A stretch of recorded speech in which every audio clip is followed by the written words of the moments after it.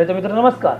ಕೃಷಿ ಖುಷಿ ಕಾರ್ಯಕ್ರಮದಲ್ಲಿ ನಾವಿವತ್ತು ಗಮನಿಸಲಿಕ್ಕಿರುವಂಥದ್ದು ವೆರೈಟಿ ಆಗಿರುವಂಥ ಹಣ್ಣುಗಳ ಕೃಷಿ, ಸಾಂಬಾರು ಪದಾರ್ಥಗಳ ಕೃಷಿಗಳು, ಅದರೊಟ್ಟಿಗೆ ತೆಂಗು ಅಡಿಕೆಗಳನ್ನು ಗಮನಿಸಲಿಕ್ಕಿದ್ದೇವೆ. ಸುಮಾರು 35 ಎಕರೆ ಭೂಮಿಯಲ್ಲಿ ಮಾಡಿರುವಂತಹ ಅದ್ಭುತವಾಗಿರುವಂತಹ ವೆರೈಟಿ ಕೃಷಿಯನ್ನು ಖಂಡಿತವಾಗಿ ಪ್ರತಿಯೊಬ್ಬ ವ್ಯಕ್ತಿಯು ನೋಡಬೇಕಾದಂಥ ವ್ಯವಸ್ಥೆ ಆಗಿರ್ತಾ ಹೋಗ್ತದೆ.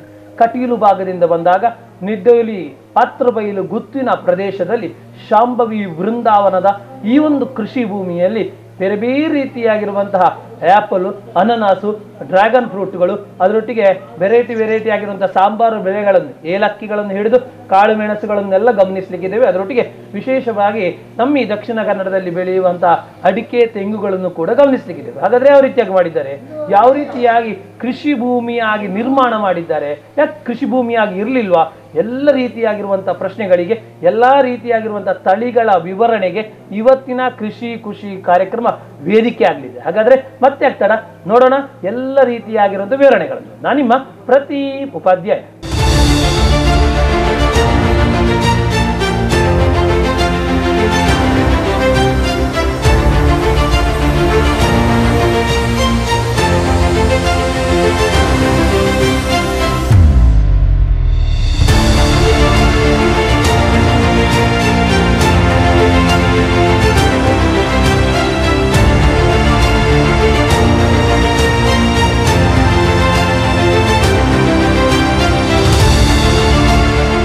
ರೈತ ಮಿತ್ರರೇ, ಕೃಷಿ ಖುಷಿ ಕಾರ್ಯಕ್ರಮಕ್ಕೆ ಸ್ವಾಗತ.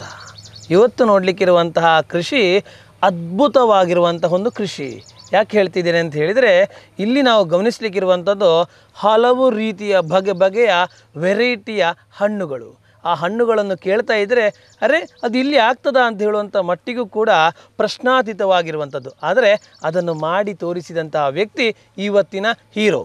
ಭಾಳ ಹಿಂದೆ ಫಿಲ್ಮ್ ಇಂಡಸ್ಟ್ರಿ ಅಂತ ಹೇಳಿದಾಗ ಆ ಫಿಲ್ಮ್ ಇಂಡಸ್ಟ್ರಿಯನ್ನು ಬ್ಲ್ಯಾಕ್ ಆ್ಯಂಡ್ ವೈಟಿನಿಂದ ಕಲರ್ನ ಒಂದು ಚಿತ್ರಣವನ್ನು ತೋರಿಸಿದಂತಹ ವ್ಯಕ್ತಿ ಆಗಿರ್ತಾ ಹೋಗ್ತಾರೆ. ಕ್ಲಾಸಿಕ್ ಕಲರ್ ಲ್ಯಾಬ್ ಅಂತ ಹೇಳೋ ಮೂಲಕವಾಗಿ ತನ್ನದೇ ಆಗಿರುವಂಥ ಛಾಪು ಮೂಡಿಸ್ತಾ ಹೋಗ್ತಾರೆ. ನಂತರವಾಗಿ ಕ್ಲಾಸಿಕ್ ಬಿಲ್ಡರ್ಸ್ ಅಂತ ಹೇಳುವಂತಹ ಆ ಬಿಲ್ಡರ್ಸ್ ಆಗಿಯೂ ಒಂದೊಳ್ಳೆ ರೀತಿಯಾಗಿರುವಂಥ ಬೃಹತ್ ಉದ್ಯಮಿಯಾಗಿಯೂ ಅದರೊಟ್ಟಿಗೆ ಕೃಷಿ ಮಾಡಬೇಕು ಅಂತೇಳಿ ಕನಸು ಕಾಣ್ತಾ ಹೋಗ್ತಾರೆ. ಆ ಕೃಷಿಯ ಜಗತ್ತನ್ನು ತನ್ನದೇ ಆಗಿರುವಂತಹ ತಾಯಿಯ ಭೂಮಿಯಲ್ಲಿ ಆ ಒಂದು ಸಂಪೂರ್ಣವಾಗಿ ಕೃಷಿಯನ್ನು ಮಾಡೋ ಮೂಲಕವಾಗಿ ಹೆಮ್ಮೆಯ ಕೃಷಿಕರಾಗ್ತಾ ಹೋಗ್ತಾರೆ. ಹಾಗಾದರೆ ಯಾವ ರೀತಿಯಾಗಿ ಕೃಷಿ ಮಾಡಿದ್ದಾರೆ, ಬಗೆಯ ಹಣ್ಣುಗಳನ್ನು ಯಾವ ರೀತಿಯಾಗಿ ಬೆಳೆದಿದ್ದಾರೆ ಎಲ್ಲವನ್ನು ಗಮನಿಸ್ತಾ ಹೋಗುವ. ಇವತ್ತಿನ ಹೀರೋ ಆಗಿರುವವರು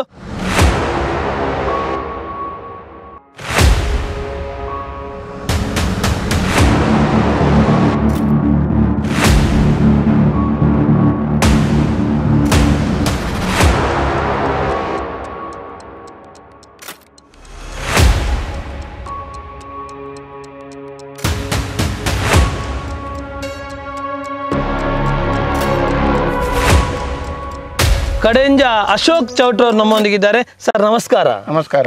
ಭಾಳ ಖುಷಿಯಾಗುವಂಥದ್ದು, ಯಾಕಂತ ಹೇಳಿದರೆ ಉದ್ಯಮಿಯಾಗಿಯೂ ಒಂದು ಪರಿಸರ ಸ್ನೇಹಿಯಾಗಿ ಕೃಷಿ ಮಾಡೋ ಮೂಲಕವಾಗಿ ಕೃಷಿಕರಾಗಿದ್ದೀರಿ. ಮೂಲತಃ ತಾವು ಕೃಷಿಕರ? ನನ್ನ ತಂದೆ ಕೃಷಿಕರು, ದೊಡ್ಡ ಉದ್ಯಮಿ. ನನ್ನ ತಾಯಿ ಇದೇ ಊರಿನವರು, ಇದೇ ಮನೆತನದವರು. ಇಲ್ಲಿ ನಾವು ಒಂದು 35 ಎಕರೆ ಜಾಗವನ್ನು ಪರ್ಚೇಸ್ ಮಾಡಿ ಕುಟುಂಬದವರಿಂದ ಈಗ ಕೃಷಿ ಮಾಡ್ಲಿಕ್ಕೆ ಹೊರಟಿದ್ದೀರಿ. ಹೌದು. ಇದರಲ್ಲಿ ಮೂಲತಃ ಇದು ಕೃಷಿ ಭೂಮಿ ಆಗಿತ್ತು. ಇದು 70 ವರ್ಷದ ಮೊದಲು ಕೃಷಿ ನಿಂತು ಹೋಗಿತ್ತು, ಕಾಡಾಗಿತ್ತು. ಇದರ ಕಾಡನ್ನೆಲ್ಲ ಕಡಿದು ಅದನ್ನು ಕ್ಲೀನ್ ಮಾಡಿ ಈಗ ಕೃಷಿ 1.5 ವರ್ಷದ ಮೊದಲು ಕೃಷಿ ಸ್ಟಾರ್ಟ್ ಮಾಡಿದ್ದೀರಿ. ಕುಟುಂಬದ ಮನೆ ಅಂತ ಹೇಳಿ, ಈ ಕುಟುಂಬದ ಮನೆಯಲ್ಲಿ ವಿಶೇಷವಾಗಿ ಯಾವ ಸಂದರ್ಭದಲ್ಲಿ ಭೇಟಿ ಆಗ್ತಾ ಇದ್ರಿ?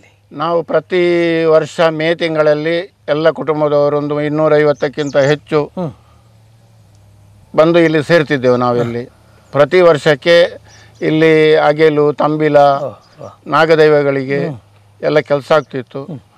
ಅದೆಲ್ಲ ಪಾಳು ಬಿದ್ದಿತ್ತು, ತುಂಬ ಹಾಳಾಗಿತ್ತು. ಈಗ ಒಂದು 3-4 ವರ್ಷದ ಮೊದಲು ಅದನ್ನು ಬ್ರಹ್ಮಕಲಶ ಮಾಡಿ ಹೊಸತ್ತೆಲ್ಲ ಕಟ್ಟಿ, ಆನಂತರ ನಮಗೆ ಅಷ್ಟಮಂಗಲ ಪ್ರಶ್ನೆಯಲ್ಲಿ ಕೃಷಿ ಮಾಡಬೇಕಂತ ಅಲ್ಲಿ ಅವರು ಮಾತೆತ್ತಿದ್ರು. ಹಾಗಾದರೆ ಇದನ್ನು ಕೃಷಿ ಮಾಡೋದು ಹೇಗೆ, ಒಟ್ಟಿಗೆ ಮಾಡಲಿಕ್ಕೆ ಸಾಧ್ಯ ಇಲ್ಲ, ಎಲ್ಲರೂ ಸೇರಿ ಮಾಡಲಿಕ್ಕೆ ಸಾಧ್ಯ ಇಲ್ಲ, ತುಂಬ ಮಂದಿ ಇದ್ದಾರೆ.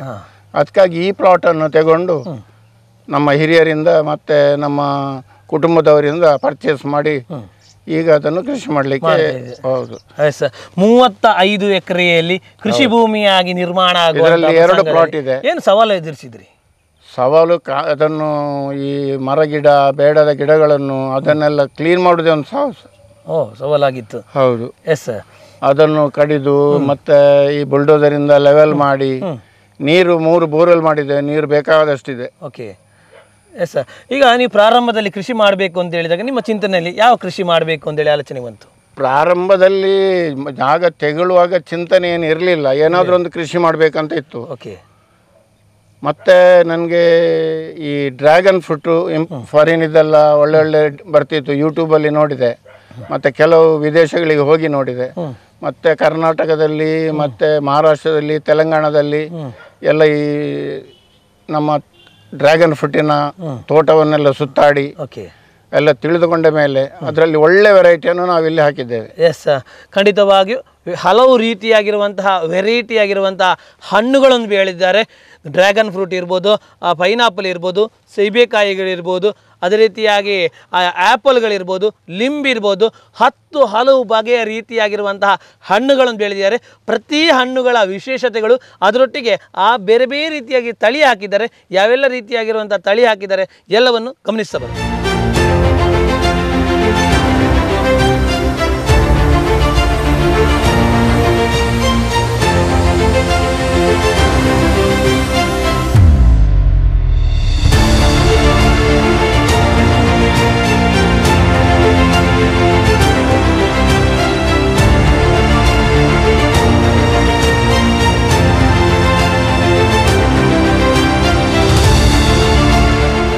ರೈತ ಮಿತ್ರರೇ, ನಾವೀಗ ಕಾಣಲಿಕ್ಕಿರುವಂಥದ್ದು ಡ್ರ್ಯಾಗನ್ ಫ್ರೂಟು. ಸುಮಾರು 7,000 ಗಿಡಗಳನ್ನು ಡ್ರ್ಯಾಗನ್ ಫ್ರೂಟ್ನಲ್ಲಿ ಹಾಕಿದ್ದಾರೆ. ಇನ್ನೊಂದು 6,000 ಹಾಕಬೇಕು ಅಂತ ಹೇಳುವಂತಹ ಕಲ್ಪನೆಯನ್ನು ಹೊಂದಿದ್ದಾರೆ. ಎಸ್, ಯಾವೆಲ್ಲ ರೀತಿಯಾಗಿರುವಂಥ ವೆರೈಟಿಗಳಿದೆ, ಯಾಕಂದರೆ ತಳಿ ಅಂತ ಹೇಳುವಂಥದ್ದು ತುಂಬ ಇರುವಂಥದ್ದು.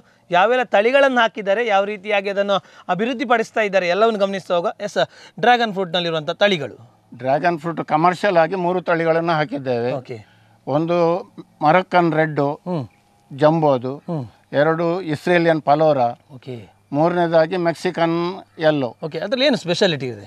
ಇದು ಮೊರಕ್ಕನ್ ರೆಡ್ಡು ಬ್ಯಾಕ್ಸ್ ಒಳಗೆ ಅದರ ಒಳಗಿನ ತಿರುಳು ಹೊರಗಿನ ಕವರು ಅದು ಕೆಂಪು. ಇನ್ನೊಂದು ಇಸ್ರೇಲಿಯನ್ ಪಲೋರಾ ಒಳಗೆ ವೈಟ್ ಹೊರಗೆ ಯೆಲ್ಲೋ. ಓಕೆ. ಮತ್ತೆ ಮೆಕ್ಸಿಕನ್ ಅದು ಕೂಡ ರೆಡ್ ಪಿಂಕ್ ಅಲ್ಲೆಲ್ಲ ಬರ್ತದೆ. ಇದಲ್ಲದೆ ಒಟ್ಟಿಗೆ ಡ್ರ್ಯಾಗನ್ ಅಲ್ಲಿ ಜಗತ್ತಿನಲ್ಲಿ 150ಕ್ಕಿಂತಲೂ ಹೆಚ್ಚು ತಳಿಗಳಿವೆ. ನನ್ನಲ್ಲಿ ಇದು ಸ್ಯಾಂಪಲಿಗಾಗಿ ಕೆಲವು ತಳಿ ಇಟ್ಟಿದ್ದೇನೆ. ಹಾಗೆ ಒಂದು 30 ವೆರೈಟಿ ಇಲ್ಲೇ ಇದೆ ನಮ್ಮ ಹತ್ರ. 30 ವೆರೈಟಿ? ಹೌದು, 30 ವೆರೈಟಿಗಳಲ್ಲಿ 3 ವೆರೈಟಿ ಮಾತ್ರ ಕಮರ್ಷಿಯಲ್ ಆಗಿ, ಅದು ನಮ್ಮವರಿಗೆ ತಿನ್ಲಿಕ್ಕೆ ಅಂತ. ಹೌದು, ಹೌದೌದು.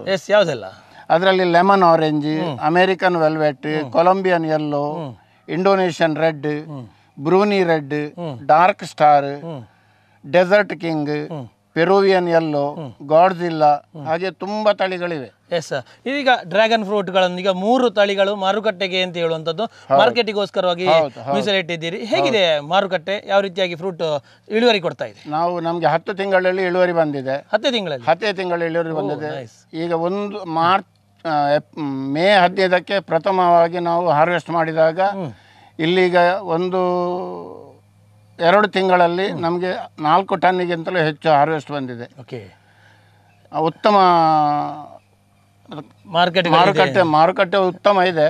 ಇಲ್ಲಿಗೆ ಬಂದು ಈಗ ಬಜ್ಪೆಯಿಂದ ಮೂಡಬಿದ್ರಿ, ಕಿನ್ನಿಗೋಳಿ, ಕಟೀಲ್, ಸುರತ್ಕಲ್ ಆಸುಪಾಸಿನವರಲ್ಲಿ ಇಲ್ಲಿ ಬಂದು ಕೊಂಡೋಗ್ತಾರೆ. ಮತ್ತೆ APMC ಅವರ ಕಲ್ಲಾಪು ಗ್ಲೋಬಲ್ ಮಾರ್ಕೆಟಿಂಗಿಗೆ ಅವರೇ ಬಂದು ಇಲ್ಲಿಂದ ಟನ್ನು ಗಟ್ಟಲೆ ಕೊಂಡೋಗ್ತಾರೆ. ರೈತ ಮಿತ್ರರಲ್ಲಿ ಗಮನಿಸಬಹುದು, ಬಹಳ ಉತ್ತಮ ರೀತಿಯಾಗಿರುವಂತಹ ಒಂದು ಇಳುವರಿ ಪಡ್ಕೊಂಡಿದೆ. ಅದರೊಟ್ಟಿಗೆ ಆ ಗಿಡಗಳು ಕೂಡ ಅದ್ಭುತವಾಗಿ ಬಲಿತಿರುವಂಥ, ಯಾವುದೇ ಕಾರಣಕ್ಕೂ ಒಂಚೂರು ಕೂಡ ರೋಗ ಬಾಧೆಗಳು ತಾಗದ ರೀತಿಯಲ್ಲಿ ಒಳ್ಳೆ ರೀತಿಯಾಗಿ ಮೈಂಟೈನ್ ಮಾಡ್ತಾ ಇದ್ದಾರೆ. ಇದನ್ನೆಲ್ಲವನ್ನು ಮೈಂಟೈನ್ ಮಾಡಬೇಕು ಅಂತ ಹೇಳಿದರೆ ಕೂಡ ಅದಕ್ಕೂ ಕೂಡ ಒಂದು ಶ್ರಮ ಬೇಕಾಗ್ತಾ ಹೋಗ್ತದೆ. ಒಂದು ಸ್ಪೆಷಲ್ ಆಗಿರುವಂಥದ್ದು ಆಗಲೇ ಹೇಳ್ತಾ ಹೋದೆವು, ಆ್ಯಪಲ್. ಯಾಕಂದರೆ ದಕ್ಷಿಣ ಕನ್ನಡ ಅಂತ ಹೇಳಿದ ಕೂಡಲೇ ಇಲ್ಲಿ ಆ್ಯಪಲ್ ಬೆಳೀಲಿಕ್ಕೆ ಸಾಧ್ಯ ಆಗ್ತದೆ ಅಂತ ಹೇಳಿದರೆ ಅಶೋಕ್ ಚೌಟ ಅವರು ಬೆಳೆದು ತೋರಿಸಿದ್ದಾರೆ. ಚೆನ್ನಾಗಿರುವಂಥ ಗಿಡಗಳಿದೆ. ಎಷ್ಟು ನೋಡ್ತಾ ಬರುವ.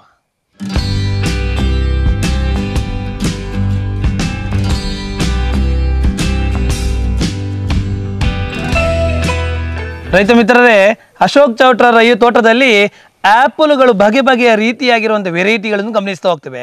ಕಾಶ್ಮೀರಿ ಆ್ಯಪಲ್ಗಳಿರ್ಬೋದು, ಹಿಮಾಚಲ್ ಪ್ರದೇಶ ಆ್ಯಪಲ್ಗಳಿರ್ಬೋದು, ನೋಡ್ತಾ ಇದ್ದರೆ ಭಾಳ ಸುಂದರವಾಗಿ ಬರ್ತಾ ಹೋಗುವಂಥ. ಯಾಕಂದರೆ ನಾವು ಕಾಶ್ಮೀರ ಪ್ರದೇಶದಲ್ಲಿ ಅಥವಾ ಉತ್ತರ ಭಾರತ ಪ್ರದೇಶದಲ್ಲಿ ಈ ಎಲ್ಲ ರೀತಿಯಾಗಿರುವಂಥ ಆ್ಯಪಲ್ಗಳನ್ನು ಗಮನಿಸಲಿಕ್ಕೆ ಸಾಧ್ಯ ಆಗ್ತದೆ. ಅದನ್ನು ದಕ್ಷಿಣ ಕನ್ನಡದಲ್ಲಿ ಬೆಳೆಯುವ ಮೂಲಕವಾಗಿ ಸುಮಾರು 1200 ಗಿಡಗಳನ್ನು ನಾವಿಲ್ಲಿ ಗಮನಿಸಲಿಕ್ಕೆ ಸಾಧ್ಯ ಇದ್ದೇವೆ. ಹಾಗಾದರೆ ಯಾವೆಲ್ಲ ತಳಿಗಳಿದೆ, ಯಾವ ರೀತಿಯಿಂದ ಸ್ಪೆಷಾಲಿಟಿ ಇದೆ, ಎಷ್ಟು ಕೇಳ್ತಾ ಬರುವ. ಆ್ಯಪಲ್ನಲ್ಲಿ ಹಿಮಾಚಲ ಪ್ರದೇಶ ಕಾಶ್ಮೀರದಿಂದ ನಾವು ಗಿಡಗಳನ್ನು ಇಲ್ಲಿಗೆ ತಂದದ್ದು. ಓಕೆ. ಅದು 10 ಡಿಗ್ರಿ ಟೆಂಪರೇಚರಿಂದ 42 ಡಿಗ್ರಿ ಟೆಂಪರೇಚರ್ ತನಕ ಅದು ಬೆಳೀತದೆ.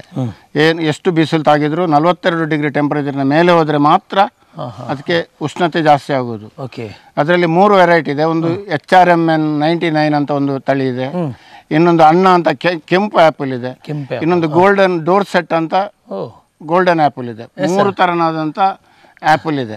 ಇಲ್ಲಿ ಈ ಒಂದು ಆ್ಯಪಲನ್ನು ಬೆಳಿಬೇಕು ಅಂತೇಳಿ, ಯಾಕಂದರೆ ಹಲವಾರು ರೀತಿಯಾಗಿ ಒಂದು ವೀಕ್ಷಕರ ಪ್ರಶ್ನೆ ಆಗಿರುವಂಥದ್ದು, ಈ ಆ್ಯಪಲ್ ಬೆಳಿಬೇಕು ಅಂತ ಹೇಗೆ ಧೈರ್ಯ ಬಂತು ನಿಮಗೆ ಅಂತ? ಇದನ್ನು ನಾನು ಹಾಸನದಲ್ಲಿ ಮತ್ತು ಸಕಲೇಶ್ಪುರದಲ್ಲಿ ಮತ್ತು ಬೈಂದೂರಿನಲ್ಲಿ ಬೆಳೆದದನ್ನು ನೋಡಿದೆ.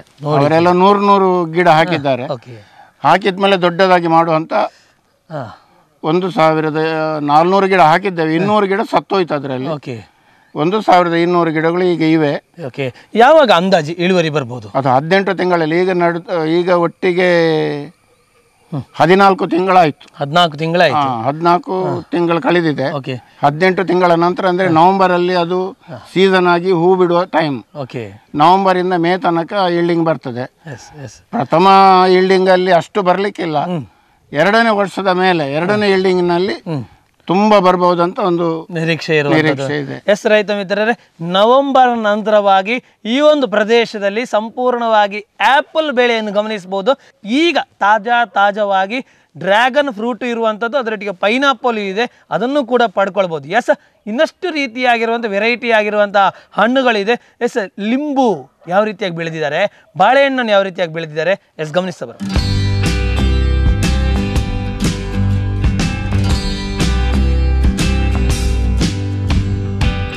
ರೈತ ಮಿತ್ರರೇ, ನಾವೀಗ ಗಮನಿಸಲಿಕ್ಕಿರುವಂಥದ್ದು ಲಿಂಬು, ಲೈಮ್ ಅಂತ ಹೇಳುವಂಥದ್ದನ್ನು ಸುಮಾರು 750 ಗಿಡಗಳನ್ನು ಹಾಕಿದ್ದಾರೆ. 1 ವರ್ಷದಲ್ಲೇ ಫಲ ಕೊಡ್ತದೆ. ಆದರೆ ಇವರ ಚಾನ್ಸ್ ಅಥವಾ ಇವರ ಅದೃಷ್ಟ ಗೊತ್ತಿಲ್ಲ. ಇದೀಗ 6-7 ತಿಂಗಳಾದದಷ್ಟೇ. 6-7 ತಿಂಗಳಲ್ಲಿ ಫಲ ಕೊಡುವ ಮೂಲಕವಾಗಿ ನಾನು ನಿಮಗೆ ಸದಾ ಸಿದ್ಧನಾಗಿದ್ದೇನೆ ಅಂತ ಹೇಳ್ತಾ ಹೋಗ್ತದೆ. ಅದರೊಟ್ಟಿಗೆ 365 ದಿವಸ ಸಂಪೂರ್ಣವಾಗಿ ಇಳುವರಿ ಕೊಡುವಂತಹ ಸ್ಪೆಷಾಲಿಟಿ ಇರುವಂತಹ ಲೈಮ್ ಇದೆ. ಹಾಗಾದರೆ ಯಾವೆಲ್ಲ ತಳಿಗಳಿದೆ?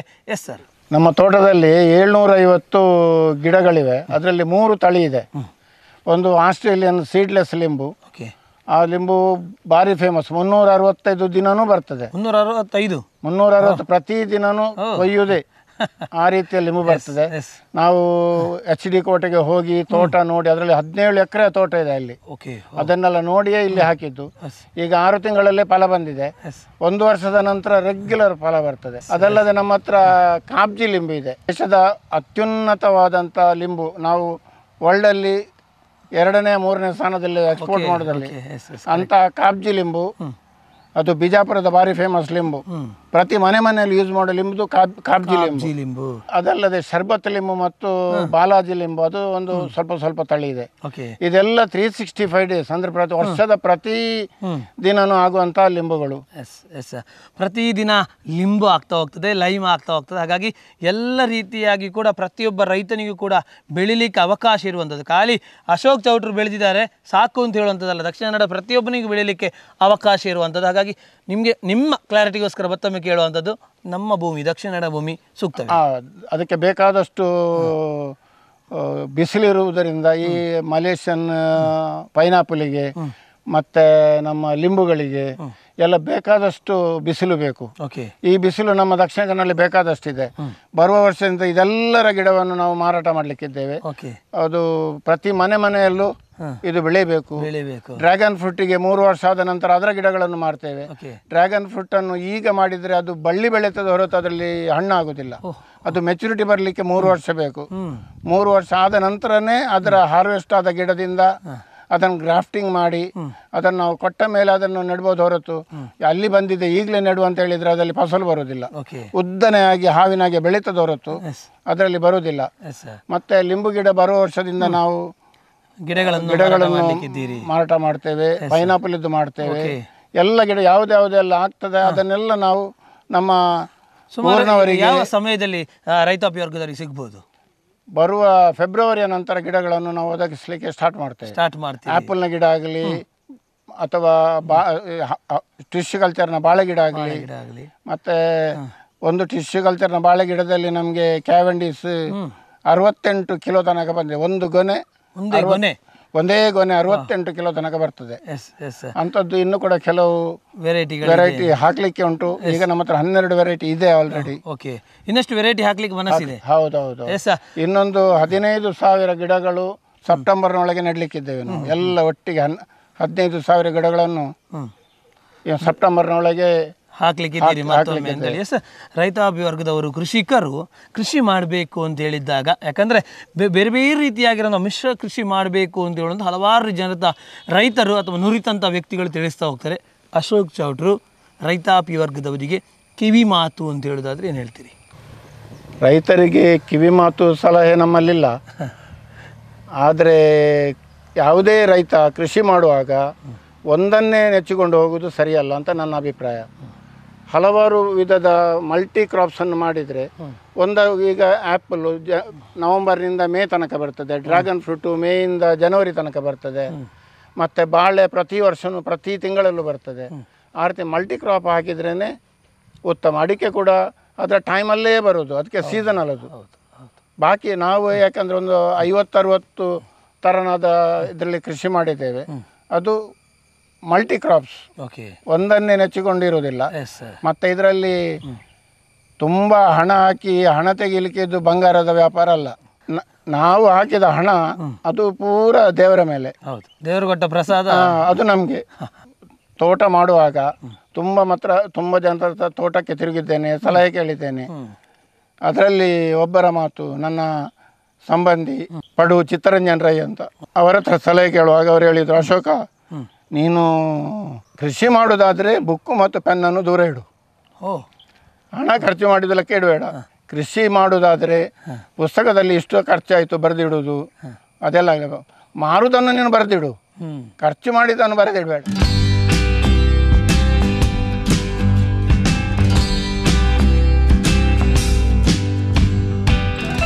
ರೈತ ಮಿತ್ರರೇ, ನಾವೀಗ ಕಾಣಲಿಕ್ಕಿರುವಂಥದ್ದು ಸ್ಪೆಷಲ್ ವೆರೈಟಿ ಆಗಿರುವಂಥ ಬಾಳೆಹಣ್ಣು.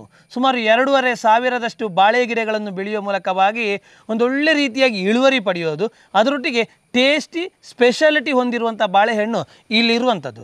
ಆ ಬಾಳೆಹಣ್ಣಿನ ಜೊತೆಗೆ ಏಲಕ್ಕಿ ಗಿಡವನ್ನು ಬೆಳೆದಿರುವಂಥದ್ದು, ಅದರೊಟ್ಟಿಗೆ ಸ್ಪೆಷಲ್ ಆಗಿ ಬಟರ್ ಫ್ರೂಟನ್ನು ಬೆಳೆದಿದ್ದಾರೆ. ಹಾಗಾದರೆ ಯಾವ ರೀತಿಯಾಗಿರುವಂತಹ ವೆರೈಟಿಯ ಬಾಳೆಹಣ್ಣುಗಳಿದೆ, ಅದರೊಟ್ಟಿಗೆ ಏಲಕ್ಕಿ ಮತ್ತು ಬಟರ್ ಫ್ರೂಟ್ ಹಾಕುವಂತಹ ಈ ಒಂದು ಪ್ರಕ್ರಿಯೆಗಳು ಬಾಳೆಹಣ್ಣಿನ ನಡುವಿನಲ್ಲಿ ಯಾವ ರೀತಿಯಾಗಿ ಯಶಸ್ಸು ಕಾಣುತ್ತದೆ ಎಲ್ಲವನ್ನು ತಿಳಿಸ್ತಾರೆ. ಯಾವೆಲ್ಲ ರೀತಿಯಾಗಿರುವಂಥ? ನಮ್ಮಲ್ಲಿ 2,500 ಬಾಳೆ ಗಿಡಗಳಿವೆ. ಇದರಲ್ಲಿ ದಾವಣಗೆರೆ ಏಲಕ್ಕಿ, ಮತ್ತು ತಮಿಳುನಾಡಿನ ಕ್ವಿಂಟಲ್ ಬಾಳೆ, ಮತ್ತು ಕ್ಯಾವೆಂಡೀಸ್ ರಸಬಾಳೆ, ಮತ್ತು ಮೈಸೂರು ಬಾಳೆ, ಮತ್ತು ಚಂದ್ರಬಾಳೆ, ಹಾಗೆ ಹಲವು ಥರದ ಬಾಳೆಹಣ್ಣುಗಳಿವೆ. ಇದರ ನೆರಳಲ್ಲಿ ನಾವು ಜಗತ್ ಪ್ರಸಿದ್ಧವಾದ ಏಲಕ್ಕಿ, ಯಾವುದು ಸ್ಪೆಷಲ್ ಅದು? ಏಲಕ್ಕಿ ನೆಲ್ಯಾಣಿ ಗ್ರೀನ್ ಗೋಲ್ಡ್ ಅಂತ, ಅದು ಜಗತ್ತಲ್ಲೇ ಪ್ರಸಿದ್ಧಿ, ನಂಬರ್ 1. ಅದು ಗೋಲ್ಡ್ ಕಲರಲ್ಲಿ ಬರ್ತದೆ. ಅದಕ್ಕೆ ಭಾರಿ ತುಂಬ ಡಿಮಾಂಡ್ ಇದೆ. 1 ವರ್ಷದಲ್ಲೇ ಇಳುವರಿ ಕೊಡ್ತದೆ. ಅಂಥದ್ದು 3,000 ಗಿಡಗಳು ಏಲಕ್ಕಿದ್ದಿದೆ. ಅದರೊಟ್ಟಿಗೆ ನಮ್ಮ ಹತ್ರ ಒಂದು 800 ಗಿಡ ಮೆಕ್ಸಿಕನ್ ಮತ್ತು ಅಮೇರಿಕನ್, ಸೌತ್ ಆಫ್ರಿಕನ್ದು ಮತ್ತು ಇಂಡಿಯನ್ ತಳಿಗಳಾದ ಬಟರ್ ಫ್ರೂಟ್, ಇದು ಬೆಣ್ಣೆಹಣ್ಣಿನ ಗಿಡಗಳಿವೆ. ಅದೊಂದು 4 ವರ್ಷದಲ್ಲಿ ಇಳುವರಿ ಬರ್ತದೆ. ಹೌದು. ಈಗ ಏಲಕ್ಕಿ ಎಷ್ಟು ಸಮಯ ಆಯ್ತು ಹಾಕಿ? ಏಲಕ್ಕಿ 1 ತಿಂಗಳಾಯ್ತು ಹಾಕಿ. 1 ತಿಂಗಳಾಯ್ತು. 1 ವರ್ಷದ ಅದನ್ನು ಹಾಕುವುದೇ ಜೂನ್ ಜುಲೈಯಲ್ಲಿ. ಅದು 1 ವರ್ಷದಲ್ಲಿ ಇಳುವರಿ ಬರ್ತದೆ. 3,000ಕ್ಕಿಂತಲೂ ಹೆಚ್ಚು ಗಿಡ ಇದೆ. ಒಂದು ಗಿಡದಲ್ಲಿ ಕಮ್ಮಿಂದ ಕಮ್ಮಿ 2ನೇ ವರ್ಷದಲ್ಲಿ 2 kgಗಿಂತಲೂ ಅಧಿಕವಾಗಿ ಇಳುವರಿ ಬರ್ತದೆ. ಎಸ್, ಸ್ಪೆಷಲ್ ಆಗಿರುವಂತಹ ಬಾಳೆಹಣ್ಣುಗಳು ಇರುವಂಥದ್ದು, ಆ ಬಾಳೆಹಣ್ಣುಗಳ ಮಾರುಕಟ್ಟೆ ಹೇಗೆ ಮಾಡ್ತೀರಿ? ಮಾರುಕಟ್ಟೆ APMC ನಮ್ಮ ಗೋಲ್ಡನ್ ಇದು ಗ್ಲೋಬಲ್ ಮಾರ್ಕೆಟ್ನವ್ರು ಬಂದು ಇಲ್ಲಿಂದಲೇ ಕೊಂಡೋಗ್ತಾರೆ. ಮತ್ತೆ ಊರಿನ ಹತ್ತಿರದವರಿಗೆ ಪ್ರತಿಯೊಬ್ಬರು ಕೇಳಿಕೊಂಡು ಬರ್ತಾರೆ, ಅವ್ರಿಗೆ ಕೊಡ್ತೇವೆ. ಮತ್ತೆ ನಾವು ಪದಾರ್ಥಕ್ಕೆ ಬೇಕಾಗುವಂತ ಬಾಳೆ ಇದೆ, ಅದನ್ನು ತುಳುವಲ್ಲಿ ಔಂಡೆವಾರ ಅಂತ ಹೇಳ್ತಾರೆ. ಅದನ್ನು ಕೂಡ ಇಲ್ಲಿ ಕ್ಯಾಟ್ರಿಂಗ್ನವರೆಲ್ಲ ಕೊಂಡೋಗ್ತಾರೆ. ಅದು ಪದಾರ್ಥಕ್ಕೆ ಬೇಕಾಗುವಂತ ಮಾತ್ರ. ಹಾಗೆ ಒಂದು 10 ಬೇರೆ ಬೇರೆ ತಳಿಯ ಬಾಳೆಗಳಿವೆ.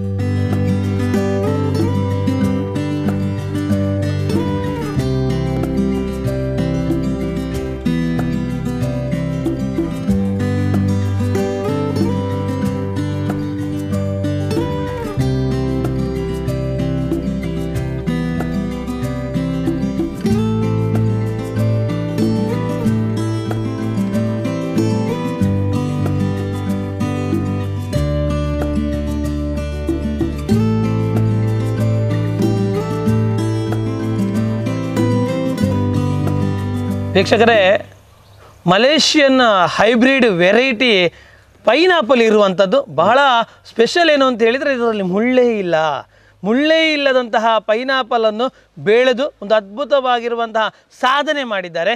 ಹಾಗಾದರೆ ಯಾವ ರೀತಿಯಾಗಿ ಈ ಸಾಧನೆ ಮಾಡಲಿಕ್ಕೆ ಪ್ರೇರಕ ಆಯಿತು, ಎಲ್ಲಿಂದ ಈ ತಳಿ ಅಂತಂದರು? ಕೇಳ್ತಾ ಬರುವ. ಇದು ಮಲೇಷಿಯನ್ ಬ್ರೀಡ್.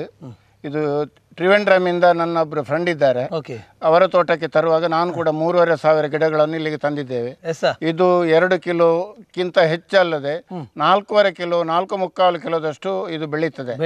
ತುಂಬಾ ಸ್ವೀಟ್ ಇದೆ ಮತ್ತು ಇದರಲ್ಲಿ ವೇಸ್ಟೇಜ್ ತುಂಬಾ ಕಡಿಮೆ, ಫುಲ್ಲು ತಿರುಳಿದೆ ಇದರಲ್ಲಿ. ಕೊಯ್ದುಕೊಂಡು ಬಂದಿದ್ದಾರೆ, ಯಾಕಂದ್ರೆ ಕಟಾವಾಗುವಂತ ಸಮಯ ಆಗಿರುವಂಥದ್ದು. ಅಕ್ಕವರು ಕೊಯ್ದುಕೊಂಡು ಬಂದಿದ್ದಾರೆ. ನೋಡ್ತಾ ಹೋಗೊಂದು ಸ್ಪೆಷಾಲಿಟಿ ಏನು ಅಂತಂದರೆ 4 kg ಪ್ಲಸ್ ಇರುವಂತಹ ಪೈನಾಪಲ್ಗಳಿದೆ ಅಂತೆ. ಹಾಗಾದರೆ ಆ ಪೈನಾಪಲ್ ಯಾವ ರೀತಿಯಾಗಿ ಬೆಳೆದಿದೆ ಅಂತೇಳಿ ಗಮನಿಸ್ತಾ ಬರುವ. ನೋಡ್ತಾ ಹೋಗ್ಬೋದು. Wow, very nice. ನೋಡ್ತಾ ಹೋಗಿ ಬಹಳ ದೊಡ್ಡ ಮಟ್ಟದಲ್ಲಿರುವಂಥ, ಅಂದ್ರೆ ಎಷ್ಟು kg ಬರ್ಬೋದು ಇದು? ಇದು 4.25 kg ಹತ್ತಿರ ಇದೆ. 4.25 kg ಹತ್ತಿರ ಇದಂತ ತುಂಬಾ ಕೊಯ್ದಿದ್ದೇವೆ ನಾವು. ಹೌದು, ಒಂದೇ ಪೈನಾಪಲ್ 4.25 kg ಹತ್ರಕ್ಕೆ ಬರ್ತದೆ ಹೇಳಿದರೆ, ಹಾಗಾದರೆ ಆ ಒಂದು ವೆರೈಟಿಯ ಸ್ಪೆಷಲ್ ಏನು? ಇದು ವೆರೈಟಿ ಮಲೇಷಿಯನ್ ವೆರೈಟಿ. ಇದರಲ್ಲಿ ತುಂಬ ಸಿಹಿ, ಜೇನುತುಪ್ಪದ ಹಾಗೆ ಸಿಹಿ ಇದೆ, ಒಳ್ಳೆ ತಿರುಳಿದೆ.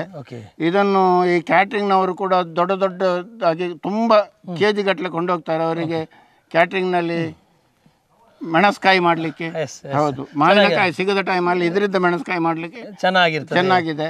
ಮತ್ತೆ ಯಾವ ರೀತಿಯಾಗಿದೆ ಇಳುವರಿ? ಒಂದು ಗಿಡಕ್ಕೆ ಒಂದು ಬರ್ತದೆ. ನಾವು 3,500 ಗಿಡ ಹಾಕಿದ್ದೇವೆ. ಎಲ್ಲ ಈಗ ಒಂದೊಂದಾಗಿ ಬರ್ತಾ ಉಂಟು. ಒಂದು ತೆಗೆದ ನಂತರ ಅದರಲ್ಲಿ 2 ಸತಿ ಉತ್ಪತ್ತಿ ಆಗ್ತದೆ. ಹಾಗೆ ಇದೊಂದು 7-8 ವರ್ಷ ಕಂಟಿನ್ಯೂಸ್ ಆಗಿ ಬರ್ಲಿಕ್ಕೆ ಸಾಧ್ಯ ಇದೆ ಅಂತ ಬರ್ತದೆ. ಖಂಡಿತವಾಗಿಯೂ ಇದನ್ನು ಕೂಡ ಪಡ್ಕೊಳ್ಳಿಕ್ಕೆ ನೇರವಾಗಿ ಇವರಲ್ಲಿ ಕಾಂಟ್ಯಾಕ್ಟ್ ಮಾಡಿಕೊಳ್ಬೋದು. ಬಹಳ ದೊಡ್ಡ ಮಟ್ಟದಲ್ಲಿ ತೂಕವು ಕೂಡ ಬಹಳ ಇರುವಂಥದ್ದು. ಅದರೊಟ್ಟಿಗೆ ಪರಿಮಳ ಅಂತ ಹೇಳುವಂಥದ್ದು ಕಾಲಿಗೆ ಹಿಡ್ಕೊಂಡಿದ್ದೇನೆ. ಬಹಳ ಮುಗಿಗೆ ಬಹಳ ಚೆನ್ನಾಗಿರುವಂಥ ಪರಿಮಳ ಬರ್ತಾ ಇದೆ. ಆ ಟೇಸ್ಟು ಕೂಡ ಅವರು ಹೇಳಿದ ಹಾಗೆ ಬಹಳ ಚೆನ್ನಾಗಿರುವಂಥ ಟೇಸ್ಟ್ ಖಂಡಿತವಾಗಿರ್ಬೋದು. ತಮಗೂ ಕೂಡ ಪಡ್ಕೊಳ್ಬೇಕು ಅಂತ ಹೇಳಿದರೆ ನೇರವಾಗಿ ಅಶೋಕ್ ಚೌಟ್ರನ್ನು ಭೇಟಿಯಾಗೋ ಮೂಲಕವಾಗಿ ಪಡ್ಕೊಳ್ಬೋದು. ಬಹಳ ಟೇಸ್ಟಿಯಾಗಿರುವಂಥ ಪೈನಾಪಲನ್ನು ನೀವು ತಿಂದಿದ್ದೀರಿ ಅಂತ ಹೇಳುವಂಥ ಹೆಮ್ಮೆ ಮಾತನ್ನು ತಾವಾಡ್ಬೋದು.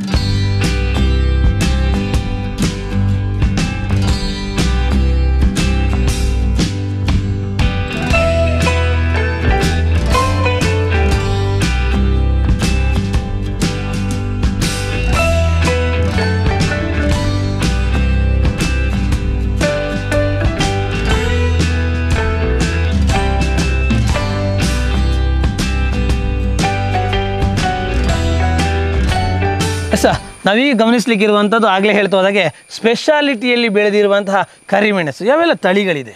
ಕರಿಮೆಣಸಲ್ಲಿ ನಮ್ಮ ಭಾರತದಲ್ಲಿ ನಂಬರ್ 1 ತಳಿ ಸಿಗಂದಿನಿ ತಳಿ ಒಂದು ಹೆಚ್ಚು ವೆರೈಟಿ ಆಗಿ ಇದರಲ್ಲಿ ಉಂಟು. ಇನ್ನೊಂದು ಪಣಿಯೂರು 1, ಪಣಿಯೂರು 5, ಇದು 3 ವೆರೈಟಿಗಳು ಇದರಲ್ಲಿದೆ. 1,000 ಕಂಬದಲ್ಲಿ ನಾವು ವಿಯೆಟ್ನಾಂ ಸ್ಟೈಲಲ್ಲಿ, ವಿಯೆಟ್ನಾಂನ ಪದ್ಧತಿಯಲ್ಲಿ ನಾವಿಲ್ಲಿ ಕರಿಮೆಣಸು ಬೆಳೆಸಿದ್ದು. ಆ ಕಂಬ ಹಾಕಿ ಬೆಳಿಬೇಕು ಅಂತ ಹೇಳಿದಾಗ ಈ ಪ್ರದೇಶದಲ್ಲಿ ಸೂಕ್ತ ಅಂತೇಳಿ ಹೇಗೆ ಅನಿಸ್ತು? ಅದು ಕರಿಮೆಣಸಿಗೆ ಈ ಜಾಗ ಸೂಕ್ತ ಅಂತ ನಾವು ಮಣ್ಣು ಪರೀಕ್ಷೆ ಮಾಡಿ ನೋಡಿದಾಗ ಗೊತ್ತಾಯಿತು. ಮತ್ತೆ ಮರಗಳಿಗೆ ಬಿಡ್ಲಿಕ್ಕೆ ಇಲ್ಲಿ ನಮ್ಮ ಹತ್ರ ಮರ ಇಲ್ಲ. ತೆಂಗು ಕಂಗು ಇನ್ನು ಆಗಬೇಕು, ತೆಂಗು ಇಲ್ಲ. ಅದಕ್ಕಾಗಿ ವಿಯೆಟ್ನಾಂ ಸ್ಟೈಲಲ್ಲಿ ಕಾಂಕ್ರೀಟ್ ಪಿಲ್ಲರಲ್ಲಿ ನಾವು ಇದನ್ನು ಬೆಳೆಸಲಿಕ್ಕೆ ಪ್ರಯತ್ನ ಮಾಡಿ 1,000 ಕಂಬದಲ್ಲಿ ಈಗ 4,000 ಗಿಡಗಳನ್ನು ಹಾಕಿದ್ದೇವೆ. ಇನ್ನು ಮರಗಳು ದೊಡ್ಡದಾದ ಮೇಲೆ ಮರಗಳಿಗೂ ಕೂಡ ಬಿಡುವ ಆಲೋಚನೆ ಇದೆ. ಎಸ್ ಸರ್, ಹಲವು ರೀತಿಯ ಬಗೆಗಳ ಆಗಲೇ ನೋಡ್ತಾ ಹೋದಾಗೆ ಡ್ರ್ಯಾಗನ್ ಫ್ರೂಟ್ ನೋಡಿದೆವು, ಆ್ಯಪಲ್ ನೋಡಿದೆವು, ಬಾಳೆಹಣ್ಣು ನೋಡಿದೆವು, ಕರಿಮೆಣಸು, ಈ ರೀತಿ ವೆರೈಟಿ ಆಗಿ ಬೆಳೆದಿದ್ದೀರಿ ಸರ್. ಇದನ್ನೆಲ್ಲವನ್ನು ಯಾಕಂದರೆ ನೀವು ಒಬ್ಬರು ಉದ್ಯಮಿಯಾಗಿದ್ದೀರಿ, ಕೃಷಿಯೂ ನೋಡಿಕೊಳ್ಬೇಕು, ಉದ್ಯಮಿ ಆಗಿರಬೇಕಾಗ್ತದೆ. ಹಾಗಾಗಿ ಇದನ್ನು ಇಲ್ಲಿ ನೋಡಿಕೊಳ್ಳಲಿಕ್ಕೆ, ಇಲ್ಲಿ ಮೈಂಟೆನೆನ್ಸ್ ಮಾಡಲಿಕ್ಕೆ ಹೇಗೆ ವ್ಯವಸ್ಥೆ ಮಾಡಿದ್ದೀರಿ? ನಾನು ಉದ್ಯಮಿ ಆಗಿದ್ರು ವಾರಕ್ಕೆ ಒಂದು 5 ದಿನ ಇಲ್ಲಿಗೆ ಬರ್ತೇನೆ. 5 ದಿನ? ಓ ನೈಸ್. ಆದಿತ್ಯವಾರ ಸೋಮವಾರ ಬಿಟ್ಟು ಬಾಕಿದ ಎಲ್ಲ ದಿನ ಇಲ್ಲಿ ಇರ್ತೇನೆ. ಅಗತ್ಯ ಬಿದ್ದರೆ ಆದಿತ್ಯವಾರನು ಬರ್ತೇನೆ. ಇಲ್ಲಿ ಗಮನಿಸುವಂಥದ್ದು ಬಹಳ ಫೇಮಸ್ ಆಗಿರುವಂತಹ ಒಂದು ಕ್ಲಾಸಿಕ್ ಕಲರ್ ಲ್ಯಾಬ್ ಅಂತ ಹೇಳುವಂಥದ್ದು ತಮ್ಮ ಕೈಯಲ್ಲಿ ಇರ್ತಾ ಹೋಗ್ತದೆ. ಆ ಮೂಲಕವಾಗಿ ದೊಡ್ಡ ಮಟ್ಟದ ಉದ್ಯಮಿ ಆಗ್ತೀರಿ. ನಂತರವಾಗಿ ಎಲ್ಲ ರೀತಿಯಾಗಿ ವರ್ಲ್ಡ್ ಫೇಮಸ್ ಆಗುವ ಮೂಲಕವಾಗಿ ಅಶೋಕ್ ಚೌಟ್ರು ಕಾಣ್ತಾ ಹೋಗ್ತಾರೆ. ಅಶೋಕ್ ಚೌಟ್ರಿಗೆ ಕೃಷಿಯ ಆಸೆ, ಕೃಷಿಯ ಒಂದು ಆ ಒಳಗಿರುವಂಥ ಖುಷಿ ಹೇಗೆ ಹುಟ್ಟಿತು ಅಂತ? ನನ್ನ ತಂದೆ ಉದ್ಯಮಿ ಆಗಿದ್ರು, ಕೃಷಿಕರಾಗಿದ್ದರು.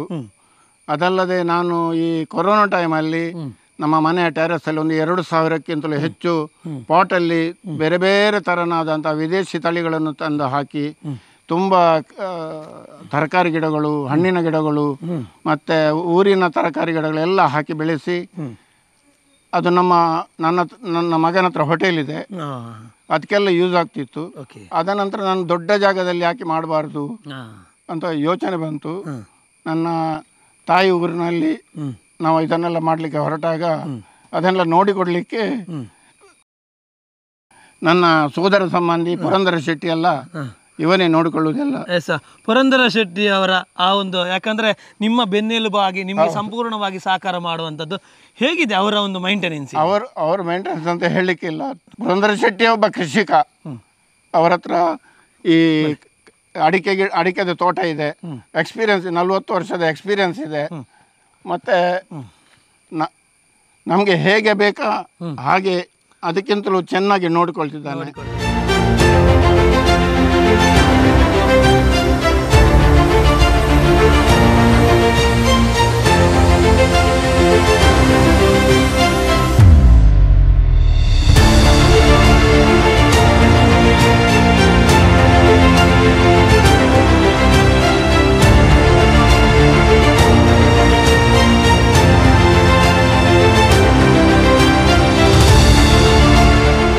ರೈತ ಮಿತ್ರರೇ, ಹಲವು ರೀತಿಯಾಗಿರುವಂತಹ ಹಣ್ಣು ಹಂಪಲುಗಳನ್ನು ಬೆಳೆಯುವ ಮೂಲಕವಾಗಿ ಒಂದೆರಡು ಕೃಷಿ ಮಾಡುವಂತಹ ವ್ಯಕ್ತಿಗಳಿಗೆ ಅರೆ ಇದೆಲ್ಲ ಕೃಷಿಯ ಅಂತ ಹೇಳುವಂತಹ ಮಟ್ಟಿಗೆ ಅಭಾಸವಾಗುವಂಥ ವ್ಯಕ್ತಿಯಾಗಿ ನಿಲ್ಲುವಂಥದ್ದು ಶ್ರೀಯುತ ಅಶೋಕ್ ಚೌಟ ಅವರು. ಹಾಗಾಗಿ ತಾವು ಕೂಡ ಇಂತಹ ಒಂದು ಕೃಷಿಯನ್ನು ಮಾಡುವ ಮೂಲಕವಾಗಿ ಎಲ್ಲ ರೀತಿಯಾಗಿರುವಂಥ ವೆರೈಟಿಯನ್ನು ನಮಗೂ ಉಪಯೋಗ ಆಗುವ ರೀತಿಯಲ್ಲಿ ಅಥವಾ ಮಾರುಕಟ್ಟೆಗಾದರೂ ಸರಿ ಹೇಗಾದರೂ ಒಂದು ರೀತಿಯಲ್ಲಿ ಸಾಂಬಾರು ಪದಾರ್ಥಗಳಿಗೆ ಬೇಕಾಗುವಂತಹ ಕೃಷಿಯನ್ನು ಇರ್ಬೋದು, ಅದೇ ರೀತಿಯಾಗಿ ಹಣ್ಣು ಹಂಪಲು ಮಾಡುವಂಥ ಕೃಷಿಗಳನ್ನು ತಾವೂ ಮಾಡಬಹುದು ಅಂತ ಹೇಳುವಂಥ ಯಶಸ್ಸಿನ ಮಾತನ್ನು ಆಡ್ತಾ ಹೋದರು. ಇನ್ನಷ್ಟು ವೆರೈಟಿಗಳಾಗಿರುವಂತಹ ಕೃಷಿಗಳನ್ನು ನೋಡಲಿಕ್ಕಿದ್ದೇವೆ. ಅದರೊಟ್ಟಿಗೆ ಮಹತ್ತರವಾಗಿರುವಂತಹ ಒಂದು ಬೆಳವಣಿಗೆಯನ್ನು ಈ ಪ್ರದೇಶದಲ್ಲಿ ಮಾಡಲಿಕ್ಕಿದ್ದಾರೆ. ಐಷಾರಾಮಿ ರೆಸಾರ್ಟ್ ಮಾಡೋ ಮೂಲಕವಾಗಿ ಈ ಒಂದು ಪರಿಸರದ ಸೌಂದರ್ಯವನ್ನು ಸವಿಲಿಕ್ಕೆ ಸಾಧ್ಯ ಆಗುವಂಥ ವ್ಯವಸ್ಥೆಯನ್ನು ಮಾಡಲಿಕ್ಕಿದ್ದಾರೆ. ಹಾಗಾದರೆ ಯಾವ ರೀತಿಯಾಗಿ ಎಲ್ಲವನ್ನು ಗಮನಿಸೋಣ ಒಂದು ಸಣ್ಣ ವಿರಾಮದ ಬಳಿಕ.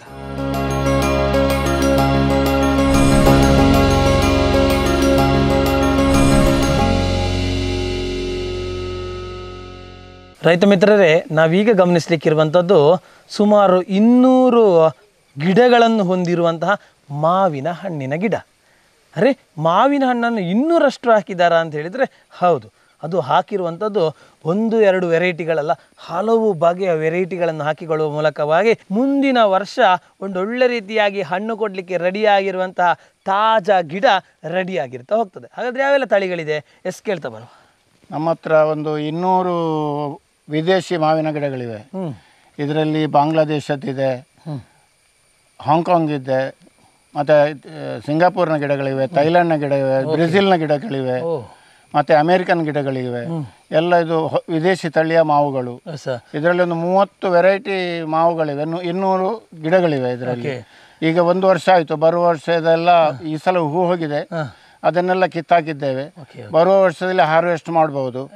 ಅದರಲ್ಲಿ American red Palmer, Thai banana, Chiang Mai, honeydew, Dok Mai, red ivory, Miyazaki, ಮತ್ತು ದಸೋರಿ ಮ್ಯಾಂಗೋ, ಮತ್ತು Taiwan red, Noor Jahan, Hamilton, ಇದೇ ರೀತಿಯ ಹಲವು ಬಗೆಯ ಮಾವಿನ ಹಣ್ಣುಗಳಿವೆ. ಒಂದು 30 ವೆರೈಟಿ ಇದೆ. 200ಕ್ಕಿಂತ ಹೆಚ್ಚು ಗಿಡಗಳಿದೆ ಸರ್.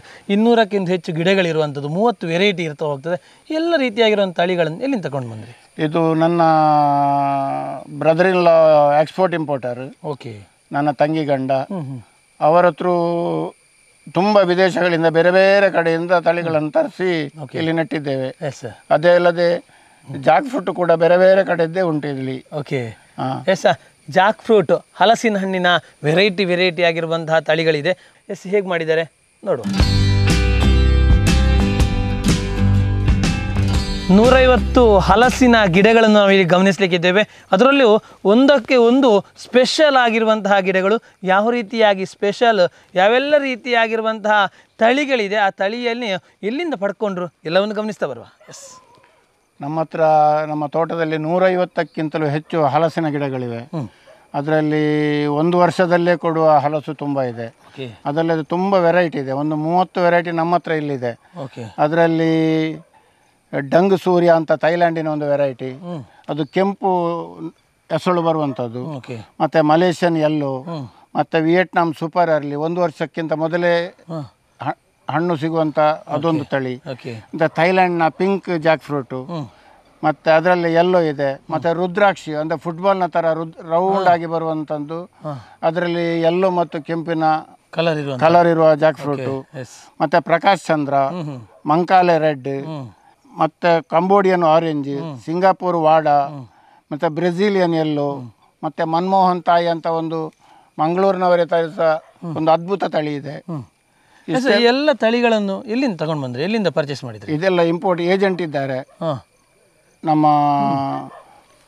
ಮುಂಬೈಯ ಹತ್ತಿರ ಇದ್ದಾರೆ. ಅವರಿಂದ ನನ್ನ ಭಾವನ ಥ್ರೂ ಇದನ್ನೆಲ್ಲ ಇಂಪೋರ್ಟ್ ಬಂದಿದ್ದೀರಿ. ಈಗ ಎಲ್ಲ ಬೇರೆ ಬೇರೆ ರೀತಿಯ ವೆರೈಟಿ ಆಗಿರುವಂತಹ ಹಣ್ಣುಗಳ ತಳಿಗಳನ್ನು ಗಮನಿಸ್ತಾ ಬಂದ್ರಿ. ಈ ರೀತಿಯಾಗಿರುವಂಥ ವೆರೈಟಿ ತಳಿ ಹಾಕಬೇಕು ಅಂತೇಳಿ ಹೇಗೆ ಆಲೋಚನೆಗೆ ಬಂತು? ಸಾಧಾರಣ ತೋಟ ಮಾಡೋದಾದ್ರೆ ಎಲ್ಲರೂ ಮಾಡ್ತಾರಲ್ಲ, ಒಂದು ವಿಶೇಷತೆಯನ್ನು ಮಾಡುವಂಥ ಬೇರೆ ಬೇರೆ ತಳಿಗಳನ್ನು, ಬೇರೆ ಬೇರೆ ವೆರೈಟಿ, ಬೇರೆ ಬೇರೆ ದೇಶದ್ದೆಲ್ಲ ಹಾಕುವಂಥ ಒಂದು ಮನಸ್ಸಾಯಿತು. ಅದಕ್ಕಾಗಿ ಇನ್ನೂ ಕೂಡ ನಮ್ಮದು ಆಯುರ್ವೇದಿಕ್ಕಿನ ಗಿಡಗಳನ್ನು ಹಾಕಲಿಕ್ಕಿದೆ. ಬೇರೆ ಬೇರೆ ವೆರೈಟಿ ಮಟ್ಟಿಗೆ ಯಾವುದೆಲ್ಲ ಆಯುರ್ವೇದಿಕ್ ಗಿಡಗಳಿದೆ ಈಗ ನಮ್ಮ ಹತ್ರ? ನೀಮು ಮತ್ತೆ ನೋಣಿ ಅಂಥದ್ದೆಲ್ಲ ಕೆಲವಿದೆ. ಎಷ್ಟು ಗಿಡಗಳಿದೆ? ಅದೆಲ್ಲ ಒಂದು 5 ಗಿಡ ಇದೆ. ಇನ್ನೊಂದು 100-200 ಗಿಡ ಆಯುರ್ವೇದಿಕ್ ಗಿಡ ಹಾಕ್ಬೇಕಂತ ಉಂಟು. ಅದಲ್ಲದೆ ದಕ್ಷಿಣ ಆಫ್ರಿಕಾದ ಆಫ್ರಿಕನ್ ರೆಡ್ ಮಾಗನಿ ಗಿಡ ಒಂದು 200 ಒಂದು ಬರುವ ವಾರದಲ್ಲಿ ಬರ್ತದೆ. ಅದಲ್ಲದೆ ಮೆಕಡೋಮಿಯಾ ಅಂತ ಒಂದು ಜಗತ್ತಿನ ಅತ್ಯಂತ ದುಬಾರಿ ಬೆಲೆಯ ನಟ್ಸ್, ಅದು ಹಾಕ್ತಾ ಇದೆ. ಅದು 1 kg 9,000 ಇದೆ. 9,000 ಇದೆ 1 kg. ಅದು ಒಂದು ಗಿಡ ಅದರಲ್ಲಿ ಹಾರ್ವೆಸ್ಟ್ ಬಂದರೆ ಅದರಲ್ಲಿ ಕಮ್ಮಿ ಅಂದರೆ 70 kg 100 kg ಬರ್ತದೆ. ಅಂತ ಒಂದು 100 ಗಿಡ ಬಂದಿದ್ದೆ, ಇನ್ನು ಹಾಕಬೇಕು. ಅದೇ ರೀತಿ ನಮ್ಮ ತೋಟದಲ್ಲಿ ಬಗೆ ಬಗೆಯ ಹಣ್ಣು ಹಂಪಲುಗಳು ಗಿಡ ಇರುವುದರಿಂದ ಅದರ ಪಾಲಿನೇಷನ್ಗೆ ಬೇಕಾಗಿ, ಪರಾಗಸ್ಪರ್ಶಕ್ಕೆ ಬೇಕಾಗಿ ನಮ್ಮ ಹತ್ರ 40 ಜೇನುಗೂಡಿನ ಪೆಟ್ಟಿಗಳನ್ನು ಹಾಕಿದ್ದೇವೆ. ಅದು ಕೂಡ ತುಂಬ ಇಳುವರಿ ಕೊಡ್ತಾ ಇದೆ. ತುಂಬ ಬೇರೆ ಬೇರೆ ವೆರೈಟಿಯ ನಮ್ಮ ಹತ್ರ ಲೀಚಿ, ಮತ್ತು ಕಿತ್ತಳೆ, ಮೋಸಂಬಿ, ಅದೆಲ್ಲ ಸ್ವಲ್ಪ 5 ಗಿಡಗಳು ತುಂಬ ಇದೆ. ಮತ್ತು ನಮ್ಮ ಹತ್ರ ಲವಂಗ ಇದೆ, ದಾಲ್ಚಿನಿ ಇದೆ. ಹಾಗೆ ಸಾಂಬಾರು ಪದಾರ್ಥದ ಹೆಚ್ಚಿನ ಗಿಡಗಳಿವೆ. ಈಗ ಸದ್ಯದ ಮಟ್ಟಿಗೆ ಡ್ರ್ಯಾಗನ್, ಆ್ಯಪಲು, ಬನಾನಾ, ಮತ್ತು ನಮ್ಮ ಬಟರ್ ಫ್ರೂಟು, ಪೈನಾಪಲು, ಲಿಂಬು, ಅದಕ್ಕೆಲ್ಲ ಮಾರುಕಟ್ಟೆನೂ ಇದೆ. ಅದು ಅಷ್ಟು ಕ್ವಾಂಟಿಟಿಯಲ್ಲಿ ತುಂಬ ಕ್ವಾಂಟಿಟಿಯಲ್ಲಿ ಹಾಕಿದ್ದೇವೆ. ಬಟರ್ ಫ್ರೂಟ್ ಎಷ್ಟು ಹಾಕಿದ್ದೀರಿ? ಬಟರ್ ಫ್ರೂಟ್ 800 ಗಿಡ ಇದೆ. 800 ಗಿಡ ಇದೆ. ಅದು ಕೂಡ ಅಮೇರಿಕನ್ ಹ್ಯಾಸ್ ಅಂತ ಜಗತ್ ಪ್ರಸಿದ್ಧವಾದದ್ದು. ಮತ್ತು ಎಟ್ಟಿಂಗರ್ ಅಂತ 1.5 kg ಬರುವಂಥ ಬಟರ್ ಫ್ರೂಟನ್ನು ಹಾಕಿದ್ದೇವೆ. ಹಲವು ರೀತಿಯಾಗಿರುವಂತಹ ವೆರೈಟಿಗಳು ಗಮನಿಸ್ತಾ ಇದ್ದೇವೆ. ಹಲವಾರು ರೀತಿಯ ವೆರೈಟಿಯನ್ನು ನೋಡ್ತಾ ಹೋದೆವು. ಇನ್ನು ನೋಡ್ಲಿಕ್ಕಿರುವಂಥದ್ದು ದಕ್ಷಿಣ ಕನ್ನಡ ಅಂತ ಹೇಳಿದ್ರೆ ನಮಗೆ ಕಾಣುವಂಥದ್ದು ಅಡಿಕೆ ಕೃಷಿ ಅಂತ ಹೇಳುವಂಥದ್ದು. ಕೇವಲ ಅಡಿಕೆ ಕೃಷಿ ಮಾತ್ರವಲ್ಲದೆ ಬೇರೆಲ್ಲ ರೀತಿಯಾಗಿರುವಂತಹ ಕೃಷಿಯನ್ನು ಮಾಡುವ ಮೂಲಕವಾಗಿ ತನ್ನದೇ ಆಗಿರುವಂಥ ಚಾಪು ಮೂಡಿಸುವ ಮೂಲಕವಾಗಿ ತನ್ನದೇ ಆಗಿರುವಂಥ ಸ್ಪೆಷಾಲಿಟಿಯನ್ನು ಇವರು ಹೊಂದಿರುವಂಥದ್ದು.